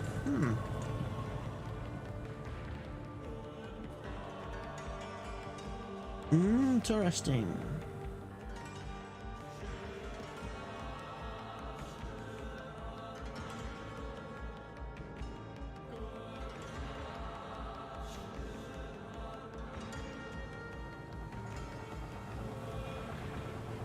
Dr. Swansea, thank goodness. I was beginning to be concerned. Worry no more, Nurse Crane, for I bring good news. Oh, Doctor, what a night. We lost 2 more patients. Nurse Scow said she couldn't take it anymore and resigned. Yes, well, I'll make a new rota in the morning. In the meantime... Well, just make a new rota. Good bed for Mr. Hampton. Be sure to pay attention to his needs. Of course, Doctor. Oh, and Dorothy? Yes, Doctor? Dr. Reid here has just returned from the front. He served King and Country and will be joining us here at Pembroke. We're very lucky to have gained a surgeon of his talent, and one so experienced in blood transfusions. That is good news indeed, Doctor. Oh, yes.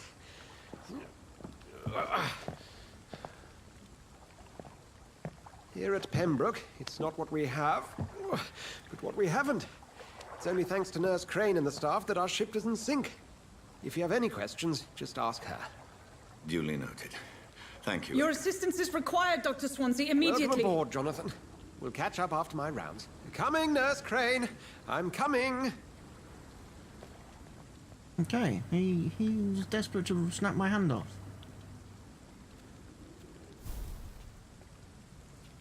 Analyze William's blood in the hospital. Okay. Come on, you bastard! You can do better than that! Nah, it's my turn!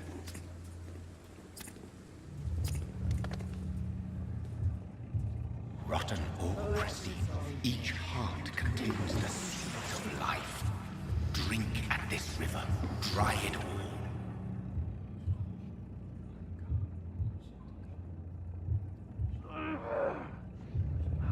Bastard gave me a good poke. Oh, come on, you bastard! I won't bite. Sir, please.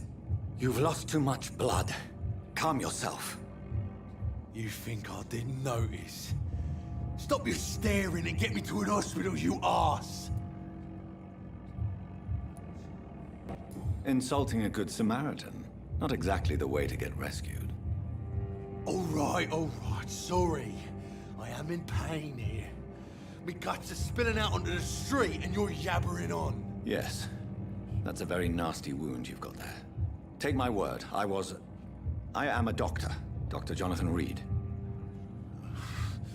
Name's Clay Cox.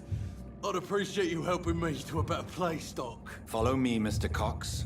Let me assist you to that better place. The blood quality indicates how much XP you will obtain from a particular citizen. The higher the blood quality, the more XP you get. Mesmerize. To drink the blood of your prey, you first need to mesmerize them to lead them out of sight from others. Your mesmerize level must be equal or higher than the citizen resistance. Press LB to mesmerize Mr. Clay.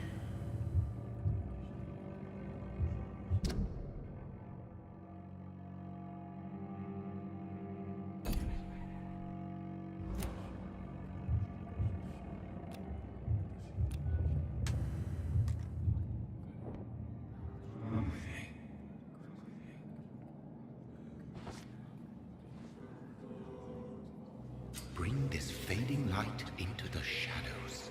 Dance with him the dance of life and death.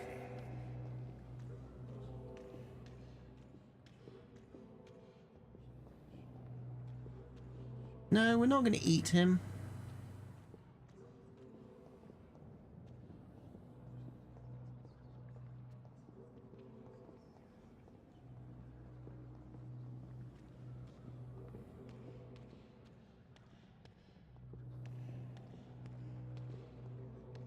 Are we?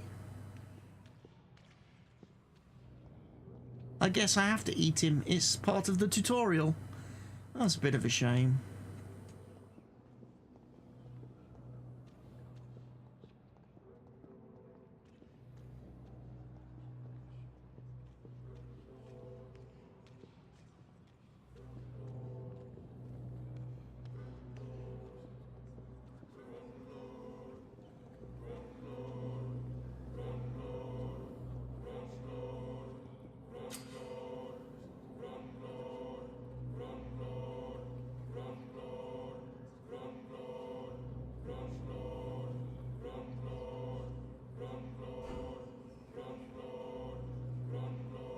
No more. Not tonight. Not like this. I will not take another life.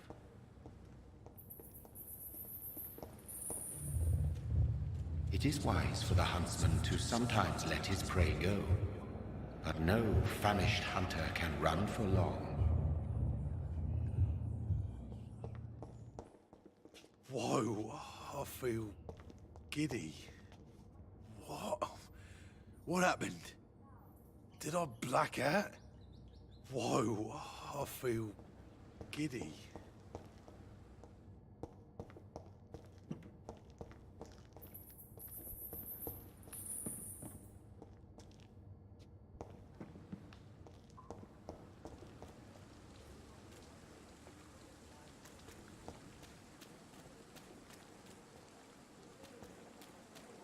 So I didn't kill him, I chose to spare him.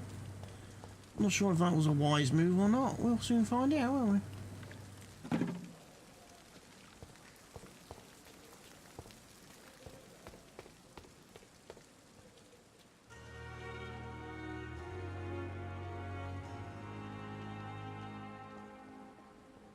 At least that mistress of the dark has stopped following you.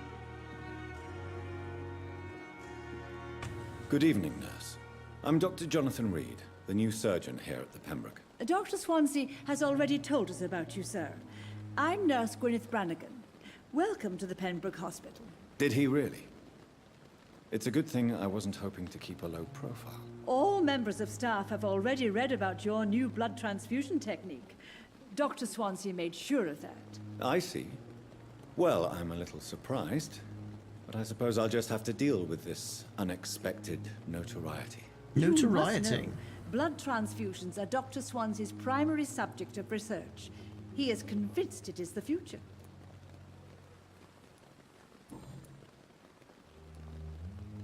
How are things here? Not good, to say the least. We're struggling against an invisible enemy, more lethal than any bullet from a gun. It's hard, Doctor. Invisible enemy? An invisible enemy? Quite a poetic term for a disease, especially from a nurse. Sorry, Doctor. These last few weeks have been exhausting. We could all do... Certainly have. I'm very tired. That's why I probably keep yawning. Do you think this hospital can survive the epidemic? We are all volunteers here, and we're trying to hold fast, but how do we beat an invisible killer? Some nurses have already resigned. I'm not familiar with all the staff yet. Perhaps you could help me. Brilliant professionals, most of them. Dr. Swansea has a gift for recruiting talent. Most of them. Is there a problem I should know about, nurse? It would be inappropriate for me to speak ill of a colleague. Anyone that stands out? Is there anyone that stands out? Well, I have never met someone as dedicated as Dr. Tippett. He should be a standard for us all here. If only he were younger. Why should his age be a problem? I guess it's fair to say he's always pushing himself to the limits. He just doesn't know when to stop and get some rest. Okay. Nurse Brannigan, if you do know something, please tell me. Anything you say will be held in confidence. No. I may disagree with some conduct, but in the end, everybody is doing their best. I like the way sometimes said his best.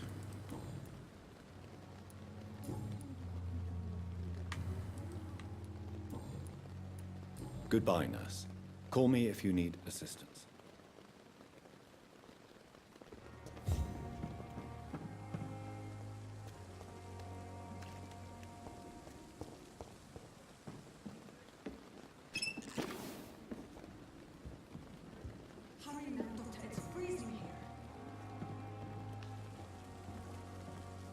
Gotta loot the place first. Aye.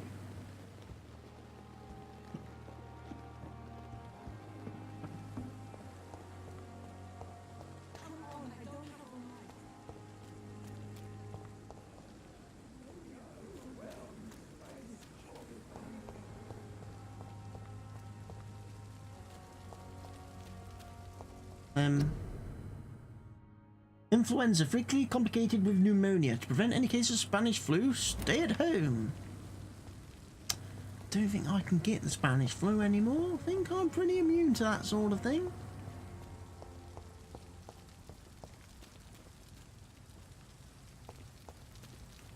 But we shall see, shan't we?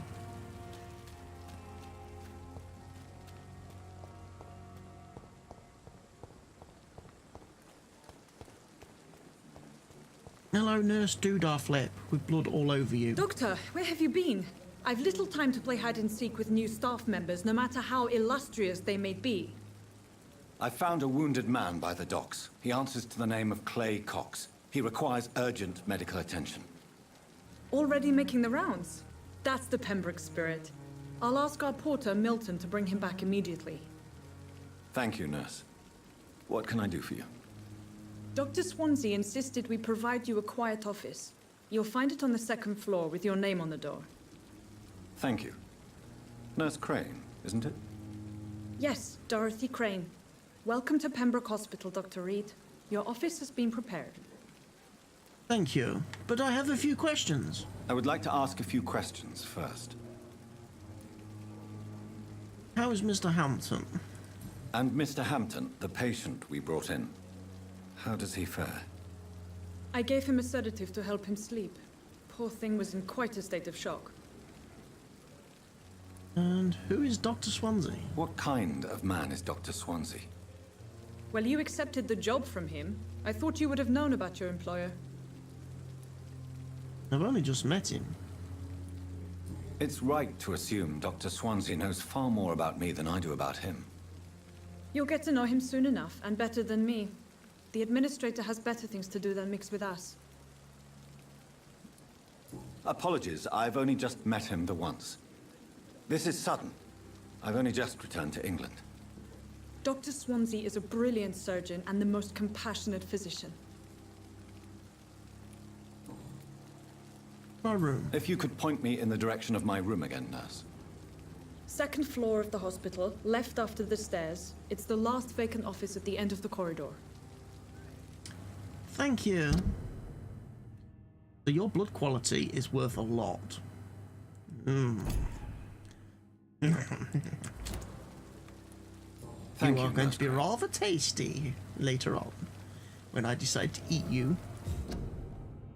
Due to the influenza, this hospital can no longer take any patients. The hospital is full. Please go back home. Wow, what scumbags. Another night. Surely I can endure. Perhaps I should have considered the offer from that Caliban fellow.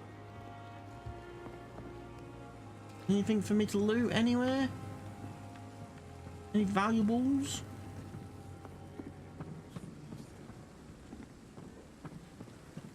Doesn't look like it. So let's go talk to all the peoples. There's a bloke over here. Good You evening, look like a sir. porter. I'm Dr. Jonathan Reid. I'm new here. I've already heard about you, Dr. Reid. I'm Milton Hooks, the ambulance driver for this shithole of a hospital. That's quite a blunt introduction, Mr. Hooks. You can call me Milton. I like to speak my mind, Dr. Reid. Perk of the job. Don't judge me, and I won't judge you. I'm not sure I understand what you're talking about. Well, I'm no doctor, but I'm pretty sure a gun can't be used as a surgical instrument. You have a keen eye. I learned to shoot during the war, and have carried one ever since. Old habits die hard. No need to explain, Dr. Reid. And if you ever need a better gun, remember, I may have something for you. Okay, your life in London. How's the situation around here? How is the situation around here? You want to hear the situation is all right? It's fucking awful. We lack everything, and it's getting worse every day. Smuggling weapons? Are you really smuggling weapons through the hospital? And why not? I've already been attacked by patients, you know.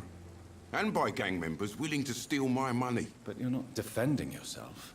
You're selling guns to civilians. You keep people alive your own way, Doctor. I offer them another way to protect their health. So what do you do exactly in this hospital? Apart from smuggling guns, I mean. I've been an ambulance driver since... too long, I guess. I bring sick people here night and day. It's a dirty job, but I get it done. Most of the time. Your ambulance? You sound like you've had it rough. It sounds like things have been a bit rough recently. What's happened? Yesterday I got attacked by the patient I was bringing here. I escaped through the hospital's garden, but I lost my wallet when I was running. You left an infected patient outside the hospital? That's incredibly dangerous. Go there yourself if you want, but be careful, Doctor. I'd rather not bring your dead body back. Okay, so I've got a quest. Since you're on the front line, how is the sanitary situation in this vicinity? It's a complete disaster. It's even getting dangerous to enter some streets or buildings. Even the locals attack you. Okay. Seeing your blood quality's not that great, I'll be quite honest. Eating you probably isn't going to do me, you know, a whole lot of favours. At this point in time.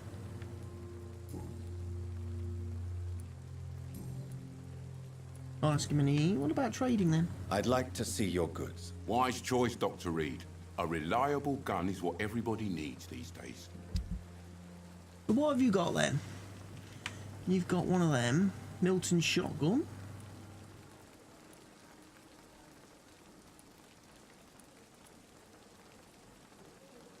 What can I sell?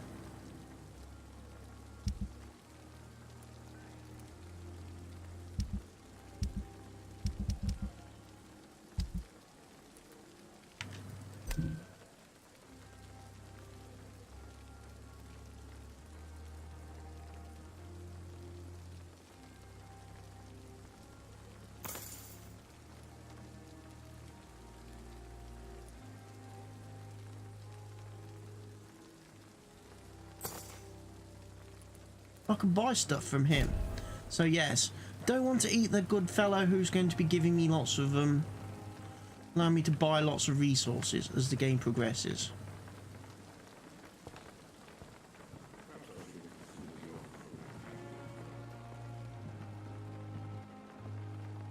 Seems to be... Ooh, hello.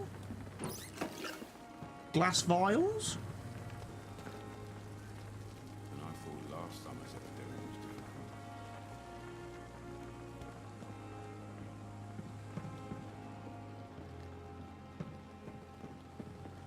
Midnight in the Garden of Goodney. Enter the backyard garden. Okay. How do I enter the backyard garden?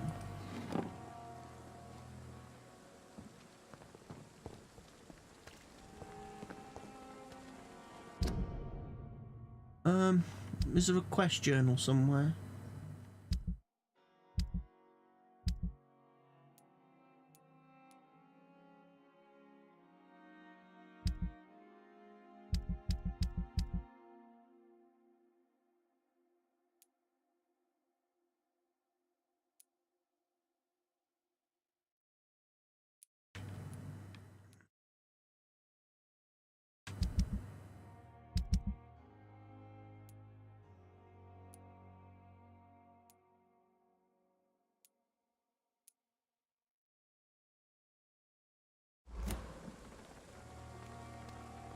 Where's the hospital then? Where do I find the garden?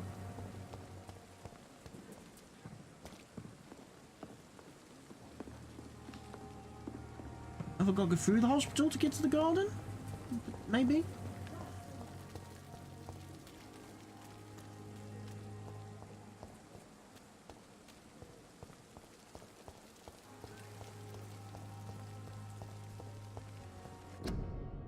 Prevent disease. Careless spitting, sneezing, coughing. Spread influenza. Spread by droplets sprayed from nose and throat. Do not cough in public.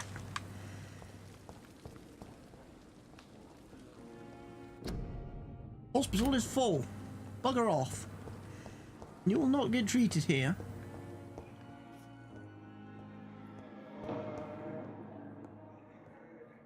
My sweet girl.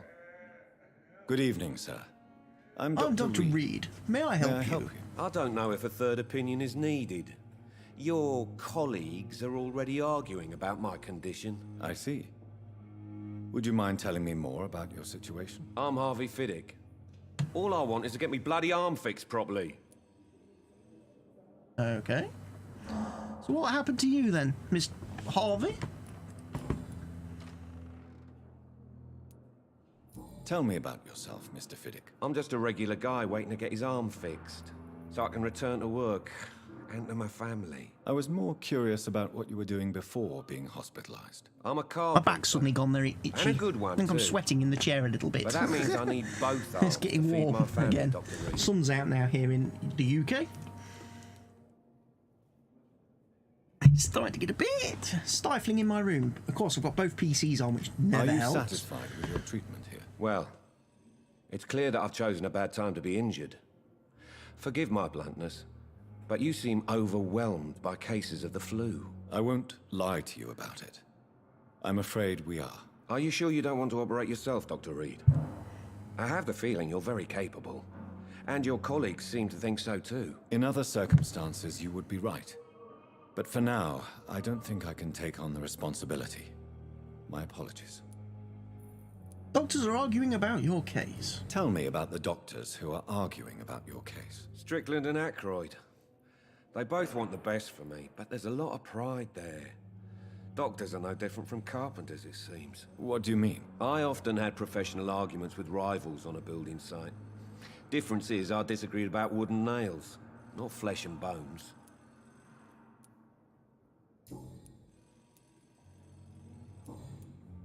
Mm-hmm.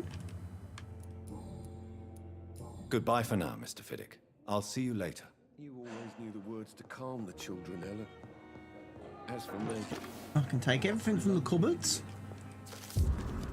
Unfinished letter.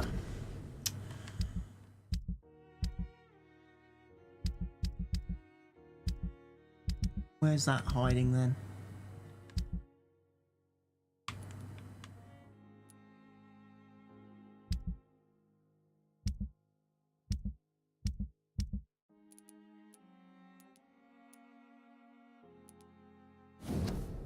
Pembroke Hospital, 2nd of November. My dear children, sorry I didn't write to you before, but it hurts like hell just to write these few words on bloody paper. Don't worry, Daddy will go out of the hospital as soon as the doctors fix his arm. In the meantime, if you need something to go see Mr. Chadwick at the construction site and tell him you are Harvey Fiddick's children. You remember Robert Chadwick, the big guy with a moustache who helped me repair the house doors last spring. Go see him and ask for a few bob. He won't refuse to spare you a few. I'm sorry I can't work anymore for now, but we'll figure out something as soon as I'm out. Don't worry, everything will be fine as soon as Daddy's arm is strong again. As soon as the doctors have fixed my arm,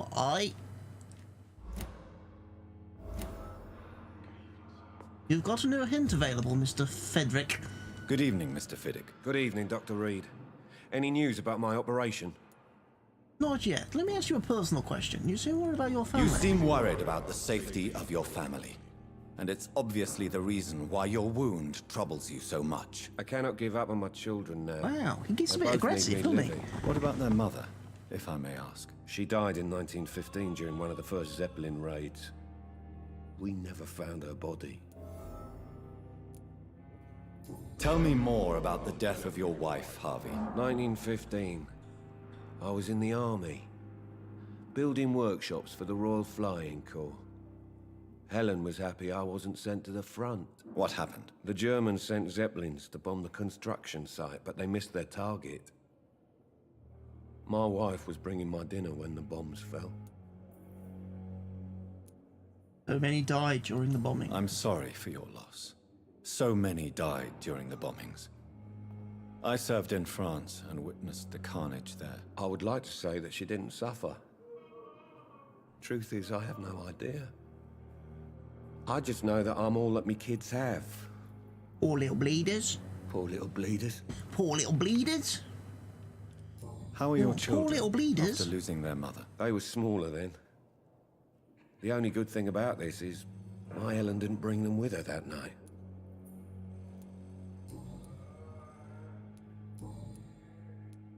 Goodbye for now, Mr. Fiddick. I'll see you later. Need to go talk to some... Down, my boy. Need to go talk to some peoples.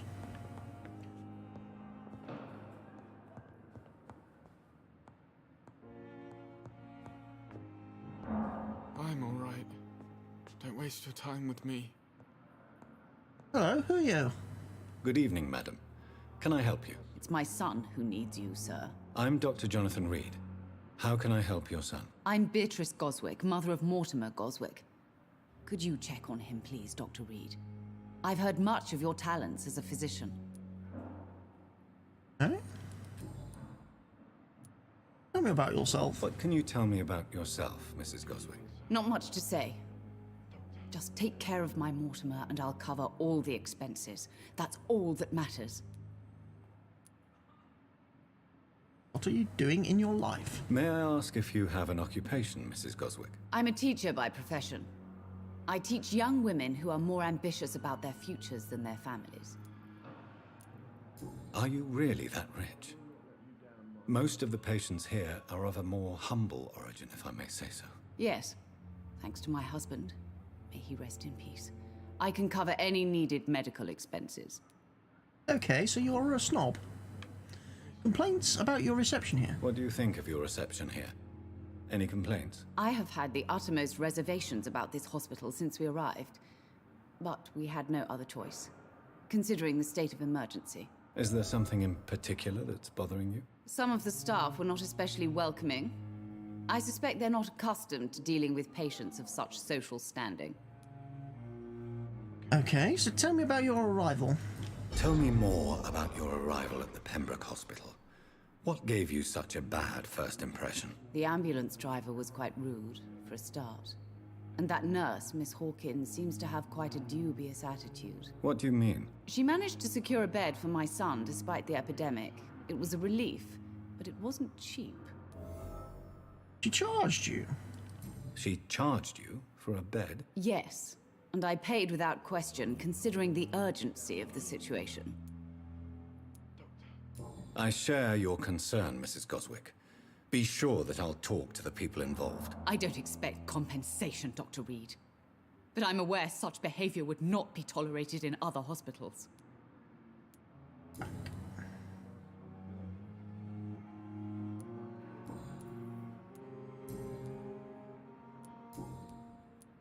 Goodbye, Mrs. Goswick. Right, so I need to talk to the boy. I'm assuming you're Mortimer. Good evening. I'm Dr. Reid. Can I help at all? No. Really? Why are you here, then? I don't want to talk. My throat hurts too much. I suppose that this pain is the reason you're here. Is someone taking care of you? Yes. And no. Could you at least tell me your name, sir? Mortimer. Mortimer Goswick. Okay. Why did your mother have you hospitalized here? She seems convinced this is a bad hospital. My mother just wants the best for me. She won't rest while I'm here. She'd go all the way to hell and back to help me. Okay. Mother bothering you? Is your mother bothering you? As your doctor, I can ask her to leave you alone if you would prefer. That's tempting, Doctor. But you have no idea what my mother is capable of. She would tie herself to my bed if you asked her to leave. Pembroke Hospital may look unorthodox, but rest assured, you're in good hands here. It's not me you have to convince, Dr. Reid. It's my mother. It's my mother. So his mother's a bit of a dodgy one. How painful is your throat, Mr. Goswick? So painful I'd rather not talk at all, Doctor. I'm sure you realize a doctor and his patient have to communicate, sir. Would it help if I gave you some paper and a pen? Not really. I see. Then maybe it's not just your throat that hurts, Mr. Goswick. Perhaps your sore throat is just the consequence of something more hurtful. Yes, maybe. But I don't want to talk or even write about it now. How painful is your throat, Mr. Goswick? So painful I'd rather not talk at all, Doctor. I'll let you get some rest, then. Good evening, sir. I will not let you down, my Doctor.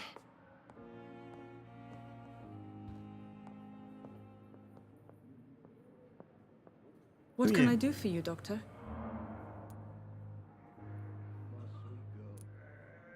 Dorothy Crane, you're not the doctor. You're not the nurse I'm looking for. I'm looking for the other dubious one, the one who's been charging patients. Who are you? Good evening, Doctor. I believe we're going to be working together. Dr. Reid.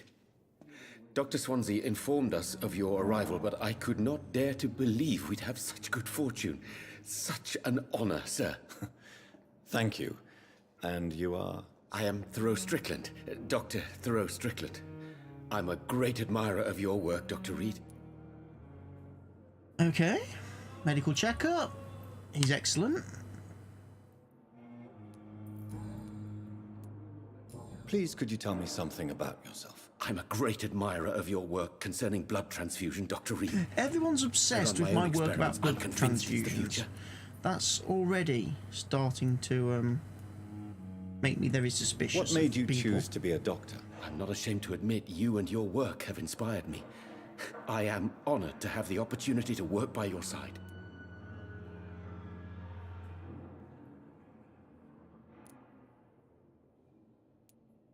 I'll give you some advice, but understand that nothing beats practical experience, which can be exhausting and solitary work. Of course, sir.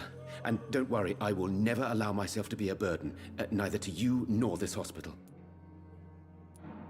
I based my technique on my mentor's research. He helped me perfect my method. What is yours? I'd rather not talk about it. For now, it's just theories and first approach.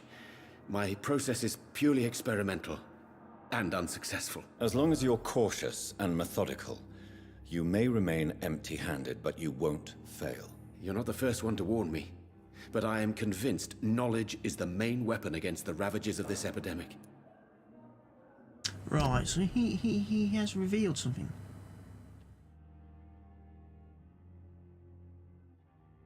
Okay. Apparently he knows Mr. Harvey Fiderick.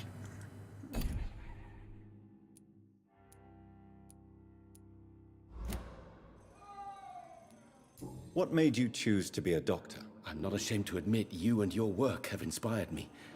I am honored to have the opportunity to work by your side. I'll give you some advice, but understand that nothing beats practical experience, which can be exhausting and solitary work. Of course, sir.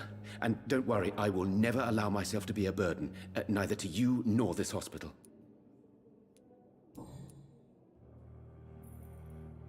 About the Pembroke. What can you tell me about the Pembroke? Well, it has always been an honor to work with Dr. Swansea. But But with your arrival, I can't think of a better opportunity to learn about blood transfusion. You seem quite optimistic. You seem quite optimistic. It's a rare and precious attitude in these difficult times. I'm convinced that this epidemic is a test of endurance and dedication for us men of science. Questions remain about our capacity to resolve the situation. True, true. Last summer, during the first wave of the epidemic, I used to joke with Milton about the extra work. We're not smiling now. Okay, so do you need my help? Do you need help with anything in particular? Well, yes, maybe. I'm waiting for a batch of products I ordered for my personal research, yet my supplier seems to have vanished. Do you want me to play the errand boy for you? Oh no, Dr. Reid. But if you went personally to his shop, what with your reputation and all, he wouldn't dare to refuse the products I need. I see. Well, give me the address, for I may pass by if I have time.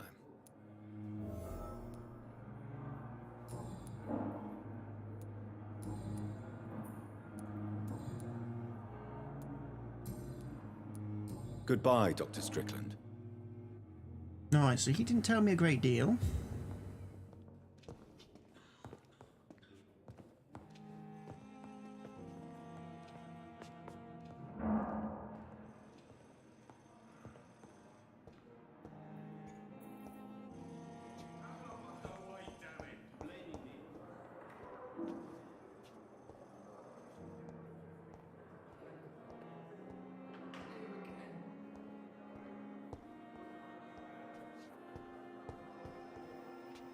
Prevent disease.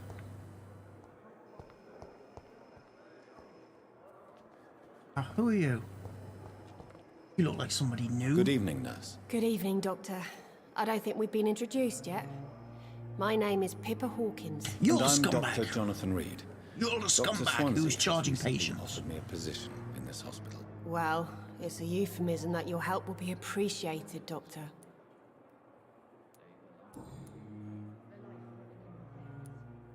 How would you describe the situation at the Pembroke Hospital? It's serious. The flu is wreaking havoc amongst the staff and patients. We are running out of everything. You must get a hold of yourself, nurse. Sorry, I'm exhausted. No one has any idea when this epidemic will be over. Nurse Hawkins, the Spanish flu won't last forever. Even the Black Plague didn't kill everyone. I wish I could believe you. But what if this epidemic was worse? It won't be. What if in the end, nobody was spared? That would be a massive problem. You've been a nurse for how long? How long have you been a nurse? Well, long enough to see that the epidemic is winning. And no matter how qualified you are, don't tell me you'll change that.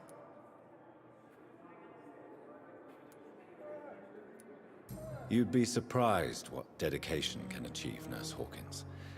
In medicine, sometimes we're just a test result away from a miracle. Sorry, Doctor. I don't want to sound bitter, but I'm just too tired to give a pep talk like Nurse Brannigan. How is the staff How is the Pembroke staff coping with the epidemic? Well, not well. Milton, the ambulance driver, is even more grumpy than usual, especially concerning doctors. Why especially the practice? Why does Milton dislike doctors? I don't know. Just ask him. But be warned, Milton is not the chatty type. Why is Milton grumpy on a daily basis? Is it just an act? Milton's not the kind of man who's bothered about a bad reputation, whether he deserved it or not. Okay.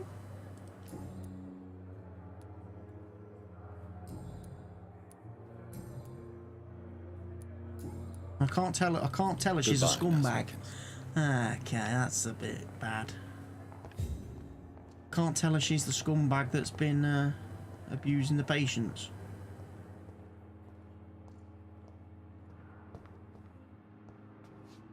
Good evening, Mr. Hampton. How do you feel? Dr. Reid, is it? Oh, sir, I must apologize for my behavior. What do you mean? I was not myself in the factory. Fear and exhaustion made me say awful things to you, I'm afraid. You remained perfectly nice and polite. A little delirious, perhaps. But who wouldn't be after enduring an abduction? Thank you, Doctor. That's a relief. Now all I need to do is rest and return to my flock. Your life in Lumpton, Mr. Hampton. How did you end up in William Bishop's den? I had received alarming news about his recent behavior. I went to his place and he refused to let me go. Why did he abduct you? William was an alcoholic. His addiction suddenly changed to blood. I don't know why. Just like a patient I met here. This Miss Hawcroft. You dared to enter this awful place alone. You're a hero, Mr. Hampton. Or a fool. I'm just a man trying to help his friends, Dr. Reid. William Bishop was a conflicted soul, searching for light.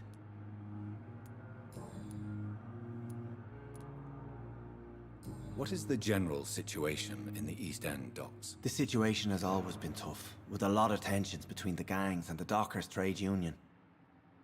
The Wet Boot boys are very nervous since they lost their leader. Who leads the gang now, then? Who leads the gang now? Since Clay Cox went missing, it's his wife Edwina who runs the show, with the assistance of her minion, Booth Digby. Has the gang been threatening you? Ah, no. I've had this nickname for so long, you know, the sad saint of the East End. No one dares to bug a saint, not even criminals. Do you know Tom Watts, the bartender from the Turtle? I met him before I found you in the canning factory. Tom? Yes, of course. Always the helping hand, good old Tom. Without men like him, corruption and despair would have wiped out the East End long ago. Despair? People are still in despair. How could it be otherwise? The authorities have left us all to rot in this contagious nightmare. No drugs, no advice, nothing. It's a damn shame. Corruption. Who should I avoid in this part of town, then? Any particularly evil figures? Not really. Most men and women are just doing their best. And it's not my habit to speak ill of people I know, Doctor.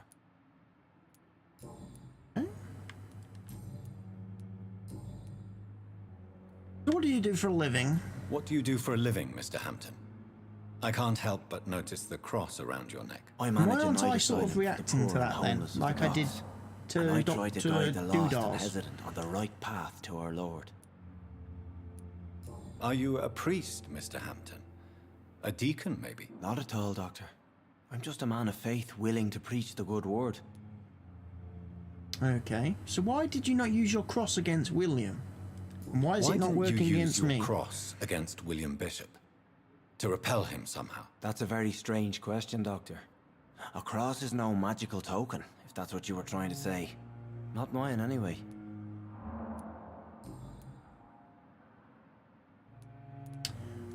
Have you made friends since you arrived? Not really, but I recognize Miss Harriet Jones. I knew her when she lived by the docks. That poor woman had such a miserable life. You never came to see her here at Pembroke? Receiving visits when sick can be an important part of the healing process, you know. We're not just bodies. You're preaching to the converted now, Doctor. To be truly honest, I thought she was dead. She left the docks many months ago. How do you feel, Mr. Hampton? Medically speaking, I mean. I feel exhausted. Beyond exhaustion, actually. William drank so much of my blood in his madness. I feel empty.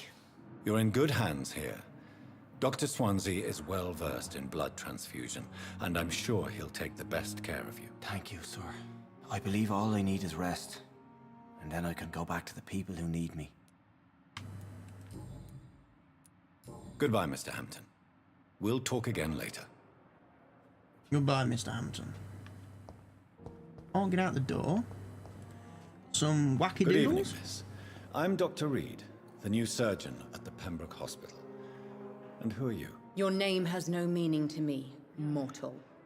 You're nothing but dust blown by the winds of eternity. I beg your pardon? What are you begging for, mortal? My clemency? Well, tonight maybe I'm inclined to mercy.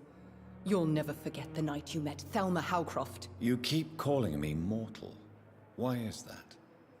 And if I'm mortal, what are you? Well, Dr. Reid, if you must know, I'm a vampire.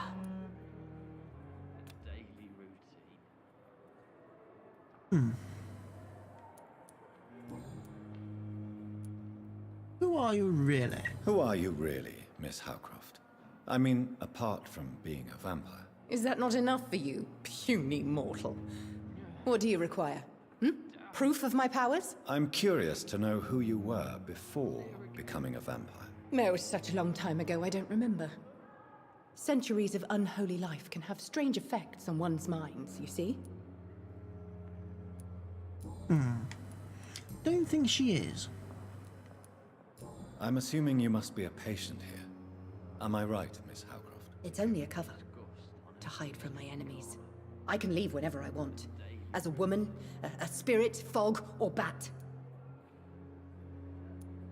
Your enemies? Who are these enemies you mentioned? Can you describe them? I cannot say for sure. But I sense their eyes on me from nearby. I feel them watching me every time I visit the garden near the morgue. The staff here are not your enemy. They're here to help you, to care for you. I'm not speaking of the doctors in white.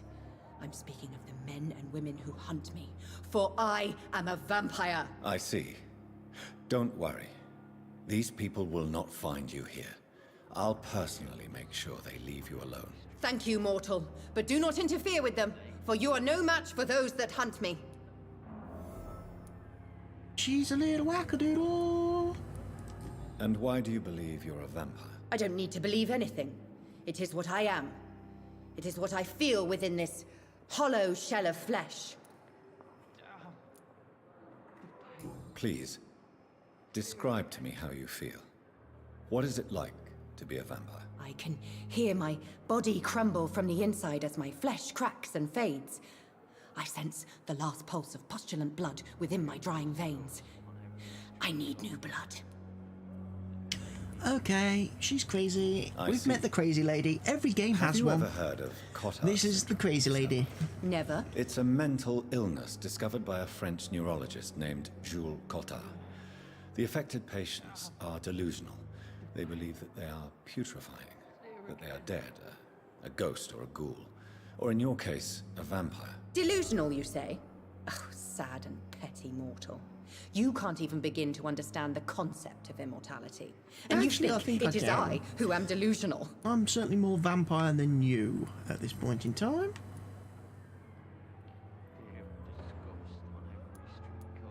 I'm assuming you must be a patient here. It's only a cover. To hide from my enemies. I can leave whenever I want. As a woman, a spirit, fog, or bat.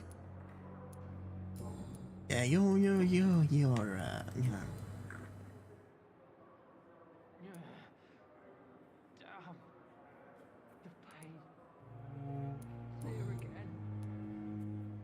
I'll leave you, Mistress of the Dark, to your nocturnal activities. Always humour the crazy ladies. About the use of garlic and wooden stakes. Blah, blah, blah, blah, blah, blah, blah. Weaknesses of vampires. Yada, yada, yada. Fear and disgust. Who are you? Good evening, sir. Can I help you? Unless you're here to fix my face. No. I don't think you can help me. I'm Dr. Reid. I've recently taken the position of head surgeon here. War injuries, am I right? You guessed right, Doctor. German shell took my pretty little mug right off. But they still call me Thomas Elwood. Ah, so you're Thomas Elwood, are you? Yeah, your blood quality's not great. How is your stay with us? How is your stay with us, Mr. Elwood? Oh, it's bliss.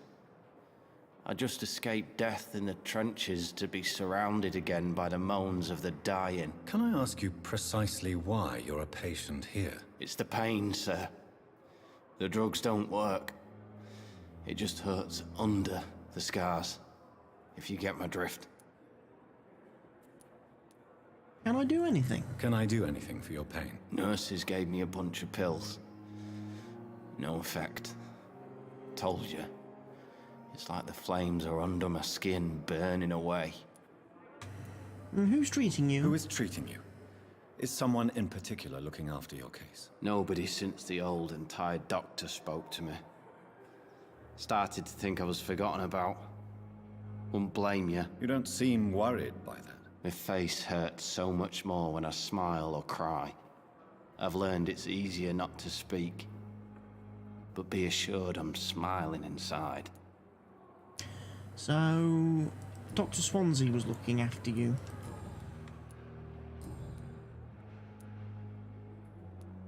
Where were you stationed, sir? Did you serve for long? I really don't want to talk about all this shit. No offense. I was pushing too much. I served in France myself. I just wanted to know what happened to you. You were an officer, weren't you? Then I doubt we fought the same war, sir. No offense. Yeah, I guess. I guess he wouldn't have been a in the trenches kind of guy, would he? How close are you to Miss Horcroft? Are you aware that she thinks she is a vampire? To wait for her next nibble is the best reason to stay here. Every time she approaches my bed, she treats me like something tasty. A normal person. Aren't you afraid? She may hurt you if the game goes too far. She's quite harmless, I can assure you. Her head's broken inside is all. Her head's broken inside I'm is busted all. on the outside. But she's still beautiful. Living proof that there's hope for me. You let her bite you? So do you let her bite you? You know that's not sanitary. And why not? She's only supping a few drops of my blood. And the pain, it's real for once. She could decide to bite less willing patients. Then it's another good reason for me to stay here, Doctor. She's mentally disturbed. You do realize she's mentally disturbed. It's called the Cotard syndrome. She truly believes she's a vampire. In her madness, she never refers to my scars. And frankly, if I could, I'd join her world. It seems much more fun than the real one. Wow.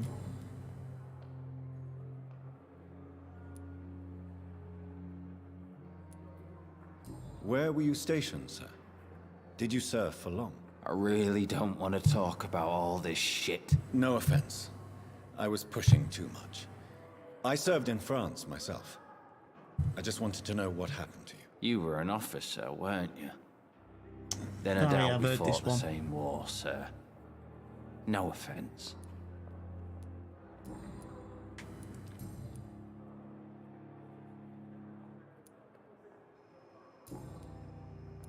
Goodbye for now, Mr. Elwood. Fear and disgust on every street corner. The daily routine. Where's the crazy battle? Where's the crazy lady gone?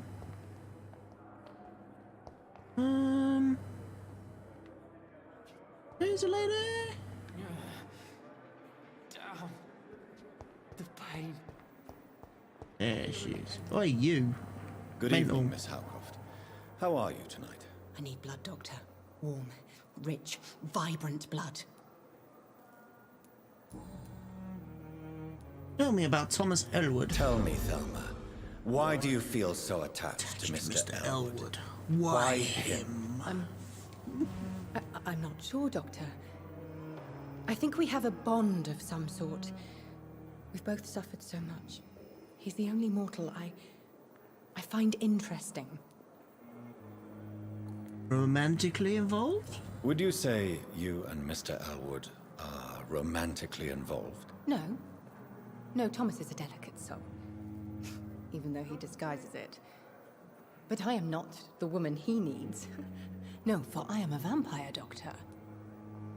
And to make him a vampire? Do you plan to make him a vampire too? Of course not. How could I inflict my curse on anybody else? I'm not that cruel, Doctor.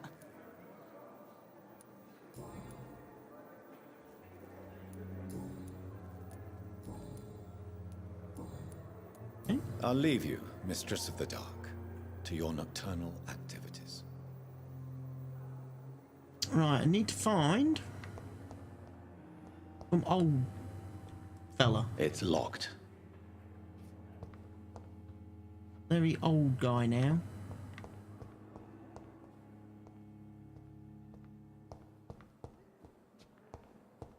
I'll find the garden then. The morgue. Oh, hello, there's a box there. It's locked, all right. Locked.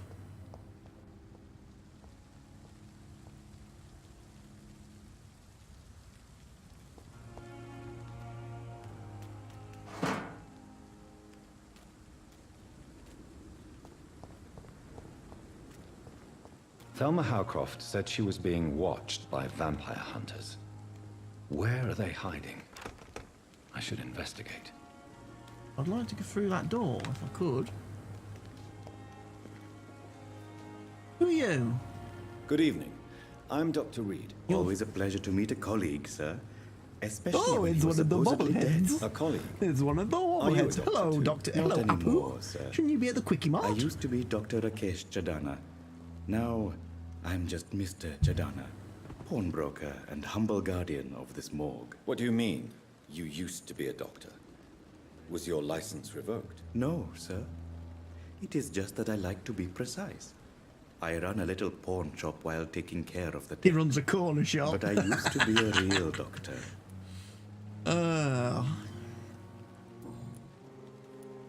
Are you afraid or uneasy being surrounded by so many corpses? Why should I? These bodies are empty vessels. Flesh left to decay. Poof. No soul anymore.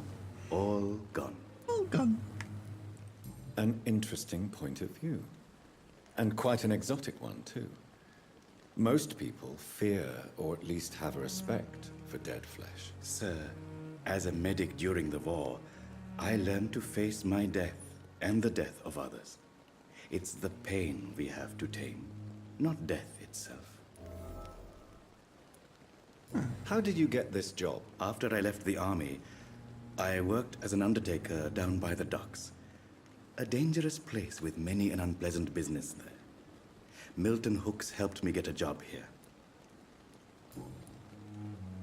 You work here alone? Do you work here alone? Yes, very easy work, sir. All I have to do is watch a few bodies. The situation was very different when the main morgue was still open. Why watch these bodies? Why do you have to watch these bodies? Because these poor fellows have no names. We keep them in case someone comes looking for the missing. Sadly, very rarely happens.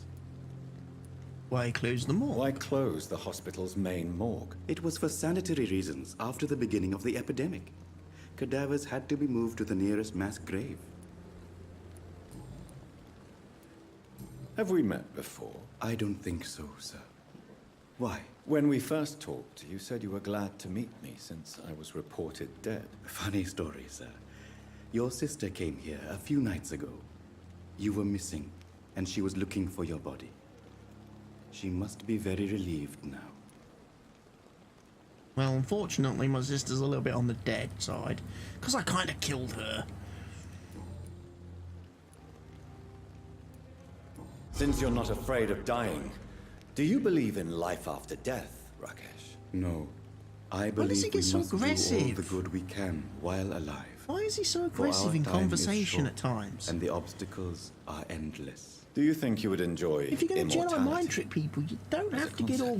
I don't think so. Just be calm. Don't mistake me. Chill out. I love life, relax, and I'd like think to about live your a blood long pressure. life. But everything has to decay, sir. Even goodwill. You know? Do you really believe goodwill cannot last? As I said, sir, everything decays. If I was to never die, goodness, I would be bored or worse. And I like to be helpful, sir.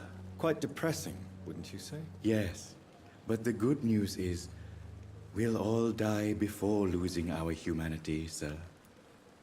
So you're ready to die? So you're ready to die? No, I am not. I don't fear death, for I won't see it. What troubles me is the pain my death will inflict to those I know. You're a wise man, Mr. Chidana. No, Dr. Reid.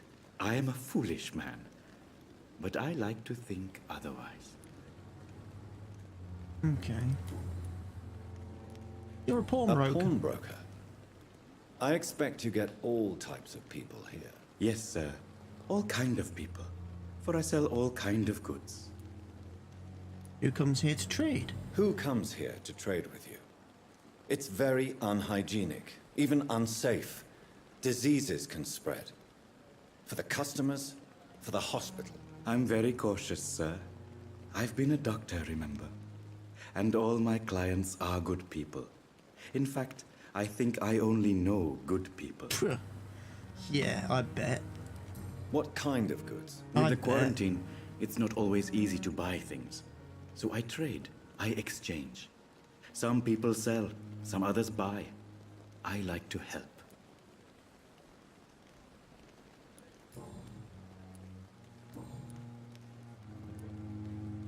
Please show me what you have to sell. Of course.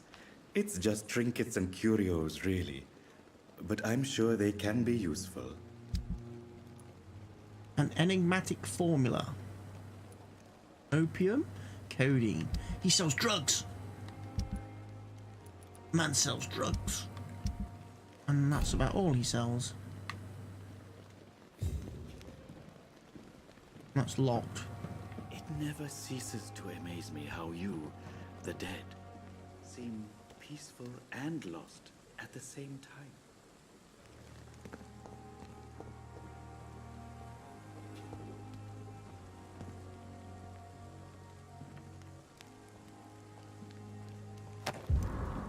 Crumpled letter. Killings. All I'm gonna get out of these lot.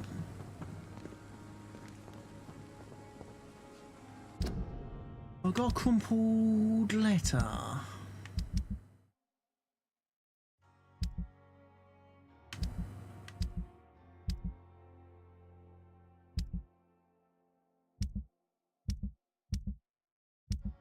Is usually in my inventory. Dear love, I finally found the missing money for the fee asked by the ambulance driver to bring you to the hospital. Don't worry about nothing now, except getting better, for I took care of everything. I asked some of our neighbours and they told me that this Mr. Hooks is something of an honest crook. He may ask for extra money in exchange for a bed, but the bed is then guaranteed. I'm sorry I refused to pay first, and I realise now that the important thing is that you get better soon. The Pembroke Hospital is a good place, I heard, despite the bad behaviour of this Milton Hooks. I promise you that everything is okay now. I'll see you in your clean bed as soon as possible. With fondest love, Nikolai.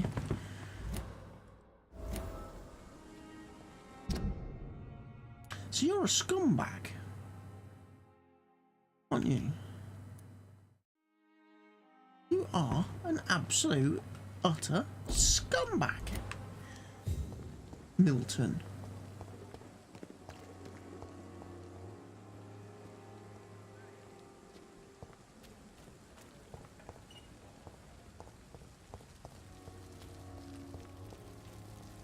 I'm sorry you ended up on a plane and cold medical bench, sir. I understand you must be very angry about this unfair situation. I managed to arrange to have you buried in the same mass grave as your wife.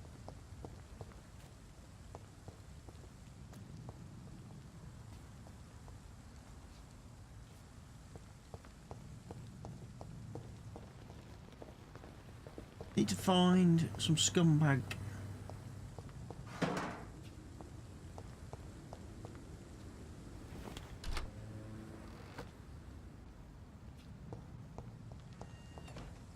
It's locked, all right. It's locked, all right. Scowl voices in the garden. I should investigate. If they were to find somebody...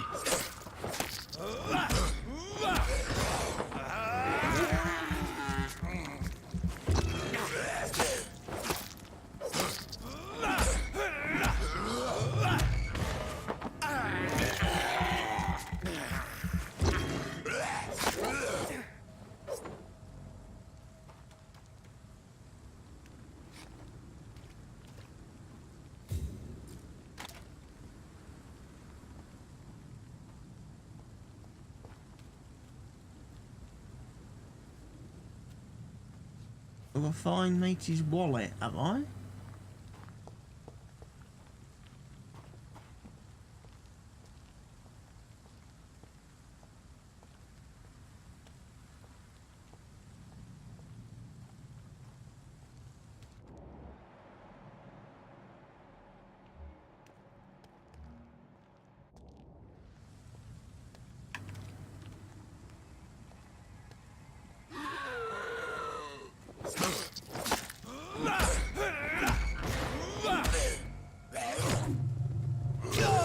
Oh crap! Oh crap! I'm getting turned around now. I'm gonna die! Run away! Run away!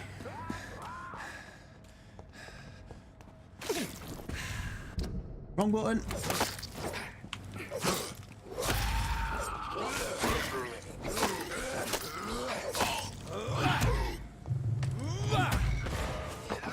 Fight him!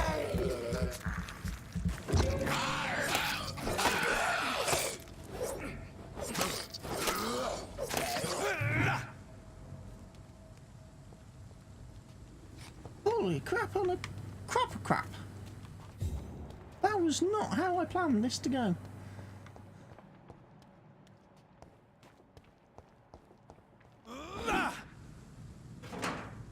Well, lead sticks.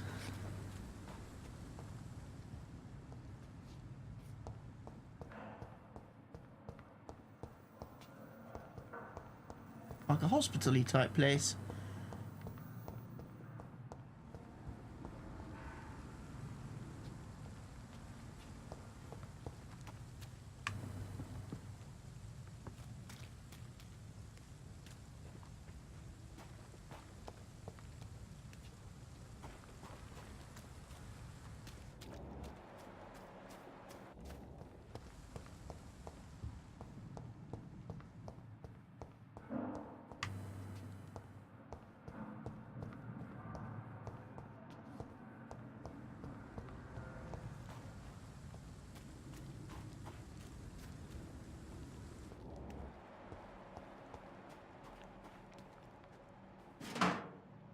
Lead plate.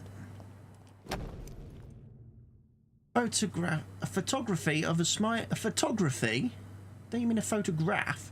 A smiling couple with a few words on the back. Milton and Pippa forever. So, Mr. Hooks and Nurse Hawkins are an item. Those two have hidden their affections well. Okay. So, Milton's a scumbag. And he's with Miss Hawkins, who's also a scumbag. And they're basically fleecing people.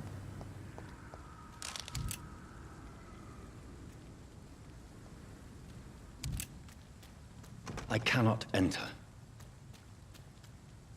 Basically robbing people is what they're doing. Quarantine, right, we've established. This is the quarantine area then.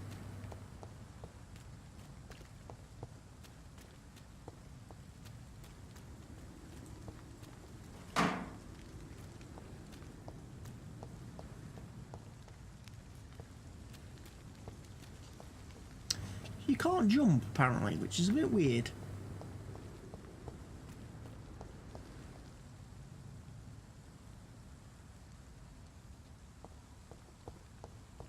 Apparently I can enter here.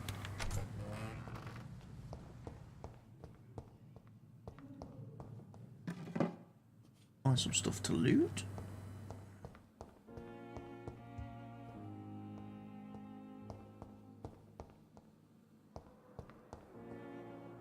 Effect on me, but the suffering continues. It's here again.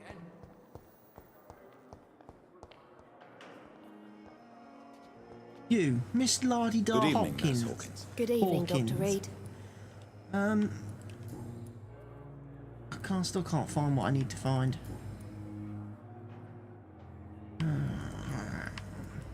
Goodbye, Nurse Hawkins. I can't tell her she's a scumbag until I've talked to probably Milton, I'm Dr. guessing. Swansea is right. This place seems perfect to conduct my research. Dr. Ujimaflit. aren't you? You're... Good evening, Nurse Brannigan. Good evening, Doctor. No more hints for me. Goodbye, Nurse. Call me if you need assistance. Who's that scumbag? Another night. He's the old Good fella. evening, sir. So it is true.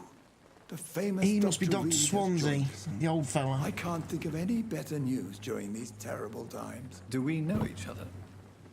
Actually, yes. We met once before.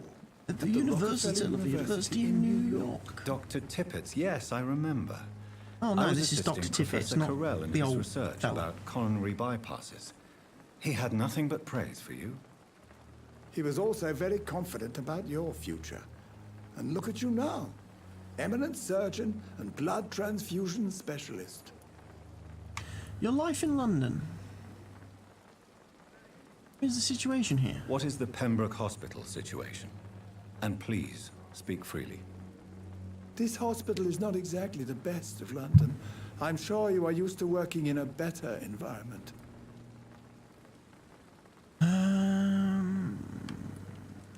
I can't say I'm thrilled to be working here, but to be honest, I didn't have much of a choice.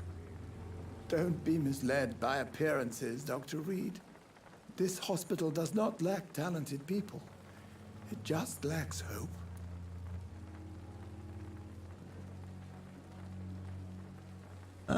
Tell me about the staff, sir. What can you tell me about the staff in the hospital? Some are really good, and others are not so good. But during this troubled period, there is no time for slander. I prefer to focus on the positive character traits. Positive characters? Tell me more about cherished people, then. Nurse Brannigan is a pearl. She is the most helpful and dedicated nurse I've ever worked with. A clever and cheerful woman. You really seem to admire her skills. I'll go even further. If she was a man, she would be a damn fine practitioner. Hey, sexist. Any opinion about the management? I don't always agree with Dr. Swansea's reserve, but I must admit he does all he can to keep this facility running during this crisis. Ah, yes, the burden of command. I was fed up with this concept while serving as a medical officer. Don't get me wrong. Swansea's a good administrator. I just wish he would get out of his office down again. You are exhausted. You're exhausting yourself, Corcoran. Maybe you should think about preserving your strength. No. We must keep on healing all those poor souls. We are the last rampart before chaos. Once more, unto the breach. He's worth quite a bit. Nurse Brannigan is worried about you, Doctor. She should not have told you that. I will have a word with her. You don't have to blame her for her honesty. I'm not that kind of man, my dear Jonathan. Actually, Nurse Brannigan's opinion is the only one I may listen to.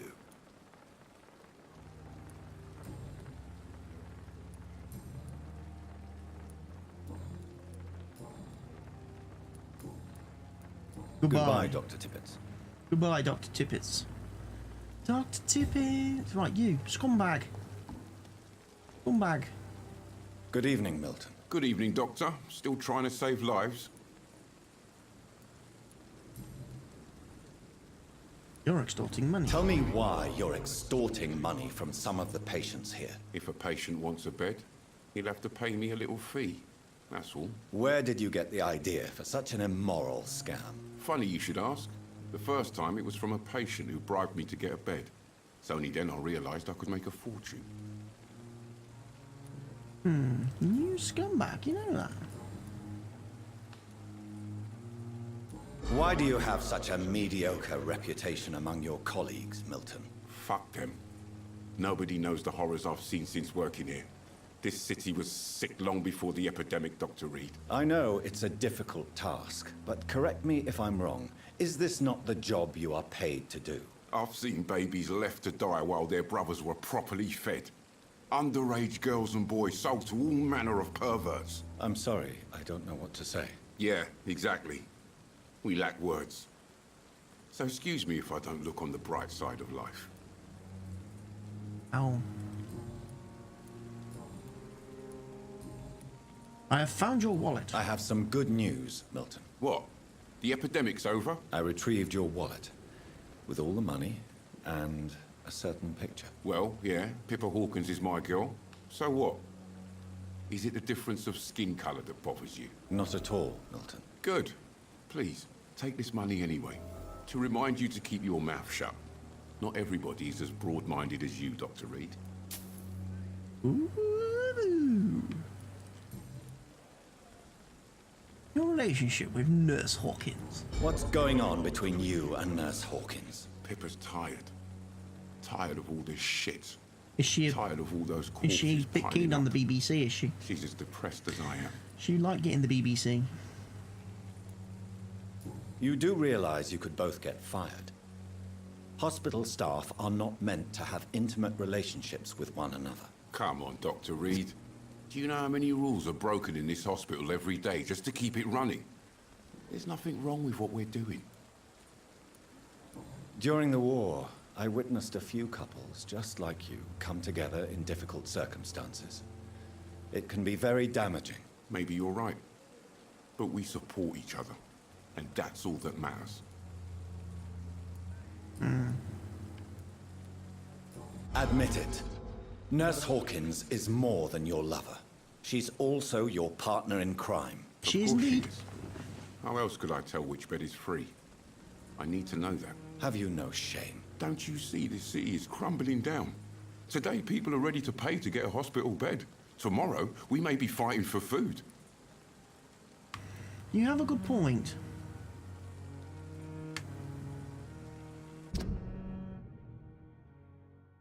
I discovered that all there is to know about him. I could now eat him.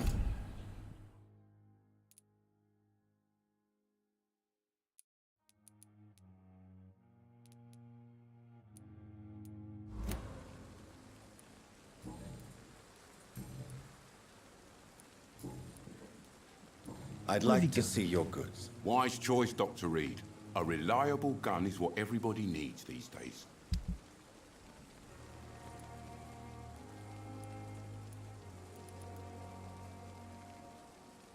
Not 47 bits of doodle flip. Where's the crazy nurse lady gone? Safer here than anywhere else in the East End. Brannigan, or whatever her name is. Where is she? Where are you? I have many questions, Nurse Brannigan. Hawkins. You're Pippa Hawkins. Good evening, Nurse Hawkins. Good evening, Dr. Reid. Personal questions. Your relationship with Milton Brook. Pippa, I know you're very close to Milton Hooks. Yes. Milton Hooks is my man. If you want to report me for that, just feel free, Doctor. I have no intention of reporting you, Nurse Hawkins. But are you aware of the risks? The rules say I won't be allowed to work as a nurse anymore. But here at the Pembroke, we break rules all the time. Is he worth the risk? Hey, I'm no perfect woman, and Milton is not the finest bloke. But we do our best to get by. That's all any of us can hope for nowadays.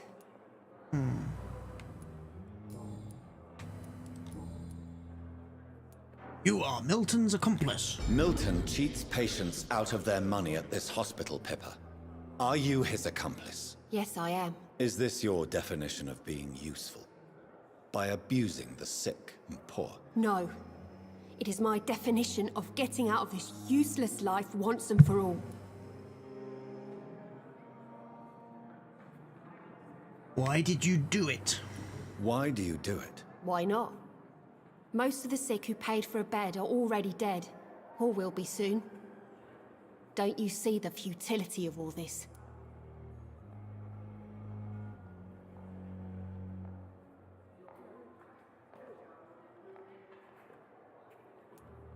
How can you be affected by the misery around you, and be so heartless at the same time?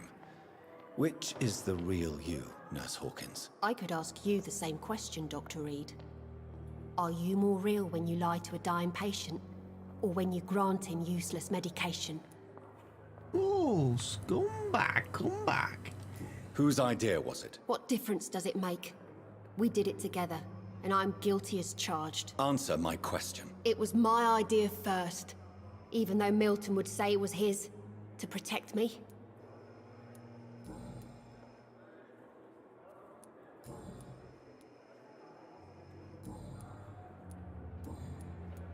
Goodbye, Nurse Hawkins. Well, I've still got to go to the office on the first floor.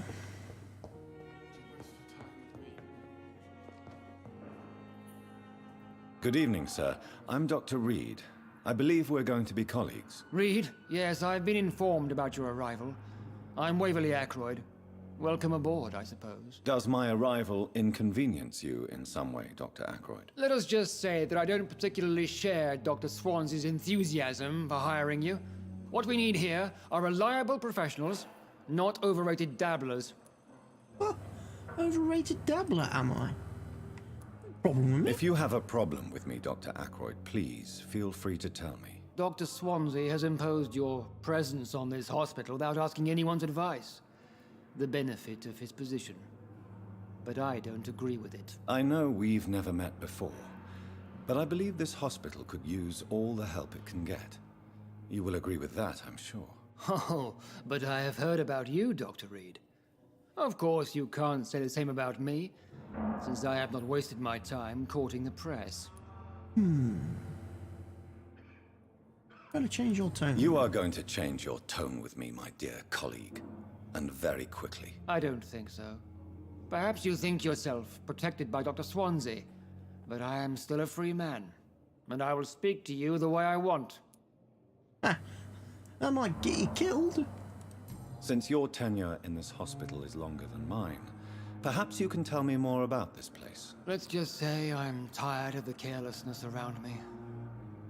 I have always respected the skills of Dr. Swansey, but over time his enthusiasm has become displaced. Carelessness? Exactly what are you talking about? We're here to save lives. The people who trust us are not volunteering for experimentation. They're here to be healed. I don't intend to run any radical experiments, Doctor. Even if I, as any good practitioner should, express an interest in pushing the boundaries of medical research. Modern medical methods were created through audacity and ego. But there are rules in our line of work, and they're here to protect our patients. Dr. Waverly Ackroyd, new hint available. Your thoughts on Strickland's research? Thank you for your time. We'll talk later. Wait. I ain't finished talking to you, scumbag. I'm quite busy right now, Dr. Reid. Tell me, Waverly, what do you think of Dr. Strickland's enthusiasm for his experimental research? Strickland is playing with his patients' lives for pride and glory. Now that, sir, is unethical. Are you thinking about something in particular? Harvey Fiddick needs delicate surgery. I believe we should stick to the usual procedure, but my young colleague obviously disagrees. How do you wish to lead this surgery? Why do you wish to lead this surgery? I strongly believe that Mr. Fiddick should not be butchered to test an unproven procedure.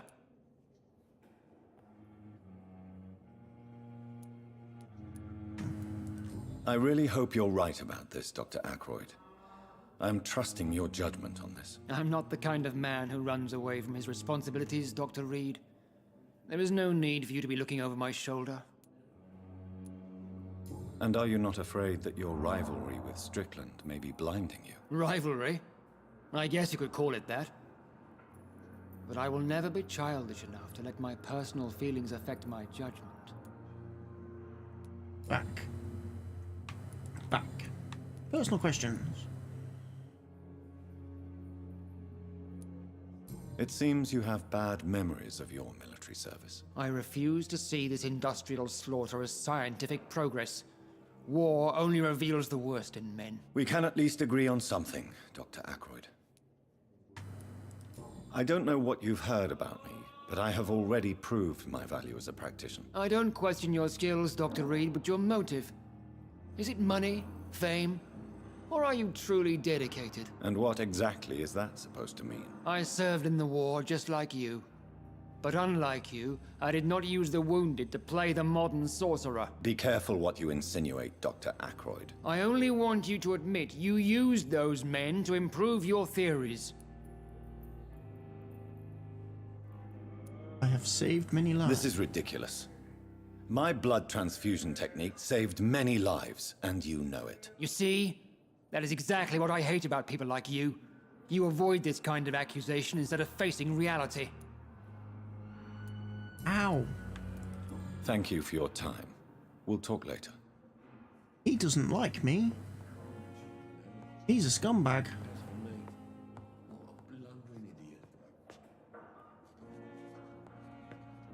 Good evening, Dr. Strickland. And good evening to you, Dr. Reid. Can I be of any help?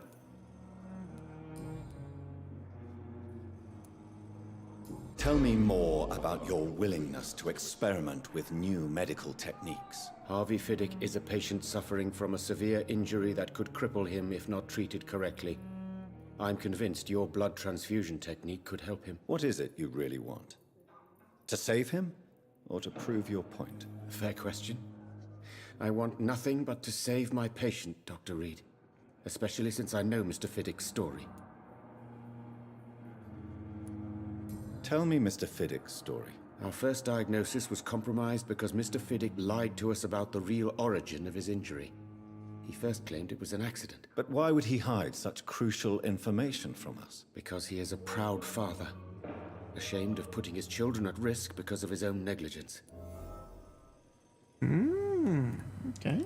This personal involvement could also appear to be a lack of impartiality. You must know that a good surgeon must remain neutral. I agree.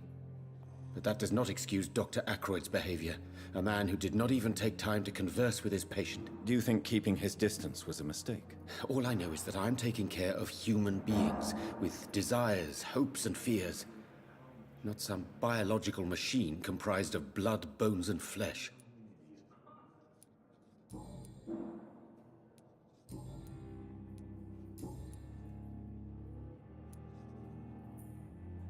What do you think of Dr. Ackroyd's aversion to modern medical methods? It's a shame he's so narrow-minded.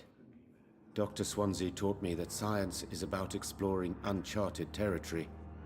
I'm convinced that's true. With the influenza and all that's going on, you should put your differences aside, don't you think? Why is it so difficult to work together? I believe that if Dr. Ackroyd had been the one to discover the transfusion process, he would be the first to recommend its use. So you believe it's just a question of jealousy and pride? Dr. Ackroyd is as proud as he is blinded by his obsolete concept of medical science. Okay.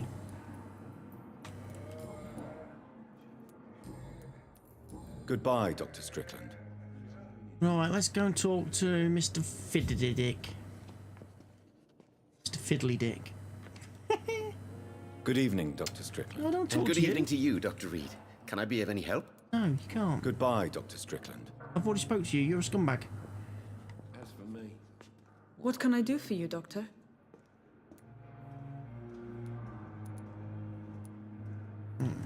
Thank you, Nurse Crane. You don't tell me anything useful.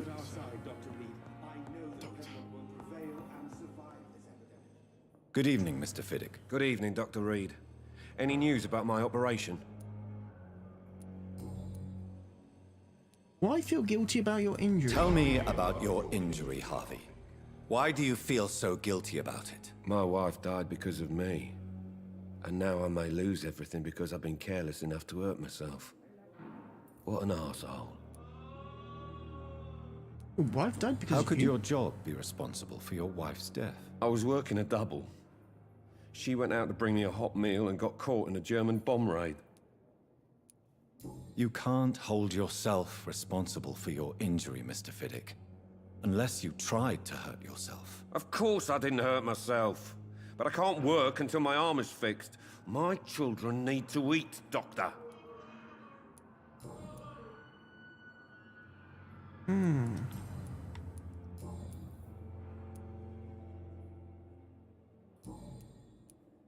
Goodbye for now, Mr. Fiddick.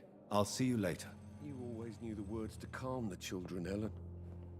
As for me, what a blundering idiot. The matey boy lives in here. That we've already established. Where's Nurse What's-Her-Face then?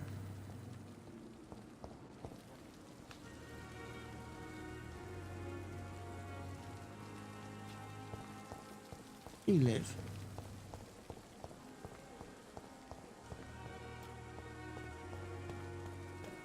Still standing after this epidemic. There's good reason to be proud. Good evening, Nurse Brannigan. Good evening, Doctor. My wife in London. No. Personal questions. Why does Dr. Tippett's claim you're the main reason he keeps working, despite his fatigue? If it wasn't for him, I probably would have left the Pembroke years ago. Dr. Tippett does not think of you as just a nurse anymore, does he? If you're suggesting he's not taking my gender into consideration when it comes to medical practice and knowledge, I really hope he doesn't.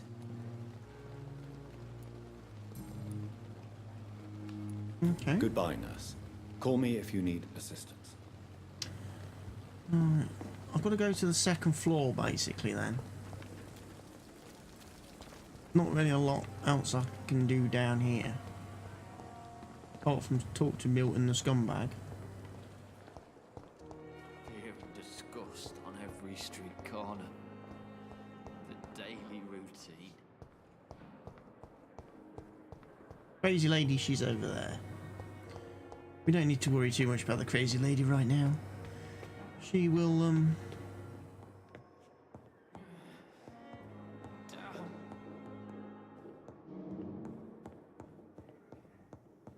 come round, see if there's anything to loot from this place.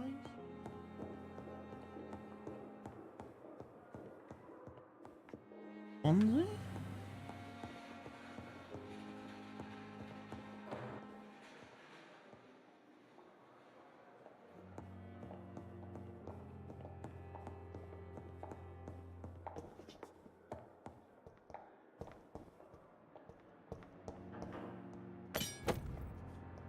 Axel. Ooh. Thomas Elwood's medical file. Patient Thomas Elwood. Face has been heavily burnt and disfigured by a bomb during the war. Even with use of strongest sedatives, he affirms to regularly endure severe pain from the wounds, as if the flames are still burning under the skin. He says examinations of the cicatrized tissues show no trace of inflammation. Infection or swelling scars are clean. Could it be a case of persisting nerve damage? The patient never ceases to blame himself for his disfiguration. Could it be a case of guilt of the survivor? Phantom pain manifesting as a punishment for not dying with his comrades. Ooh, that's a bit... You know, that's a bit...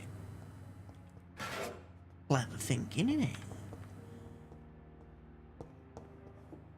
He's guilty because he lived when everybody else kind of snuffed it. It's locked, all right. Dr. Tippett's room. Reid, that's my room. That's where I live.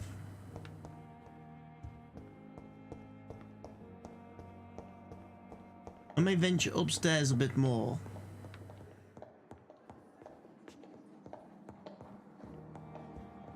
See what else this scumbag place has to offer. Not a lot, apparently.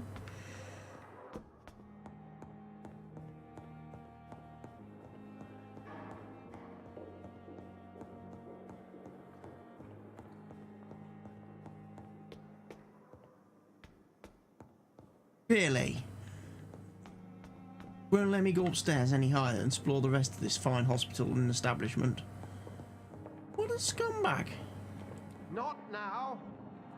Not now? Okay then.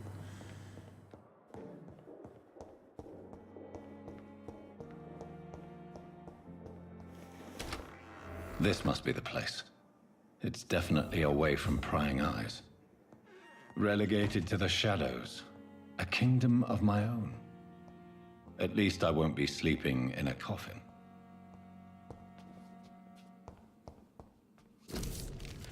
Article on econs.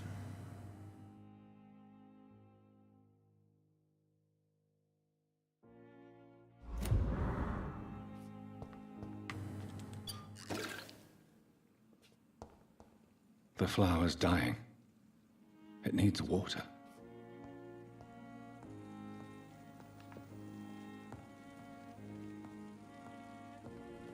My bed where I can do my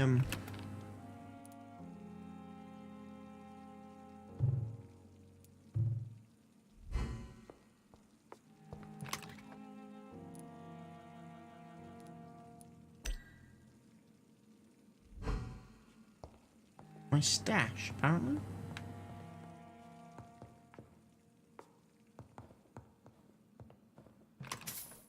Aluminium powder and schnillings. Go use the workbench then.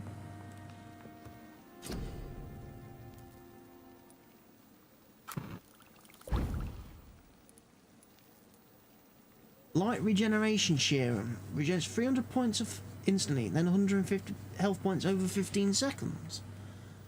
Treatment for anemia. Treatment for fatigue.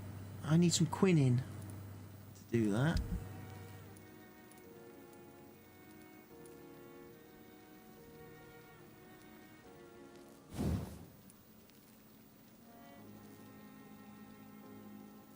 Still can't upgrade my doodle.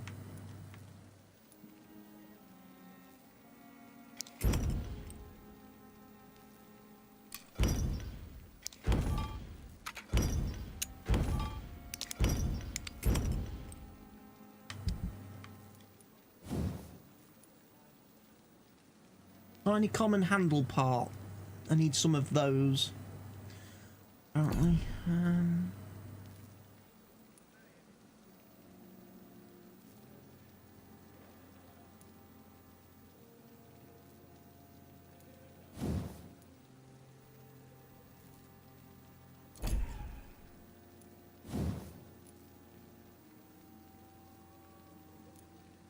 Can't upgrade anything. I could upgrade that. Do I want to upgrade that, is the question. Or do I want something else? See, my machete's quite good.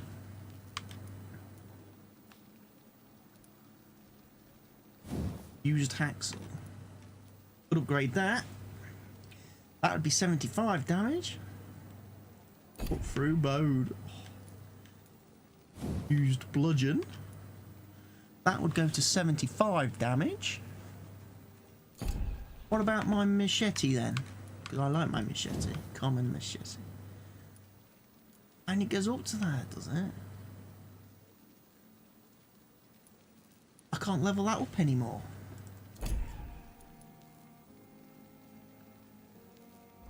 William Bishop's blood is much more unstable than human blood and shows extensive mutation. But this is not what happened to me. I must keep on searching. The sun is about to rise. I can feel it. I'll continue tomorrow night. I have so much time now. Okay, thank you. Thank you, Mr. Bishop, man.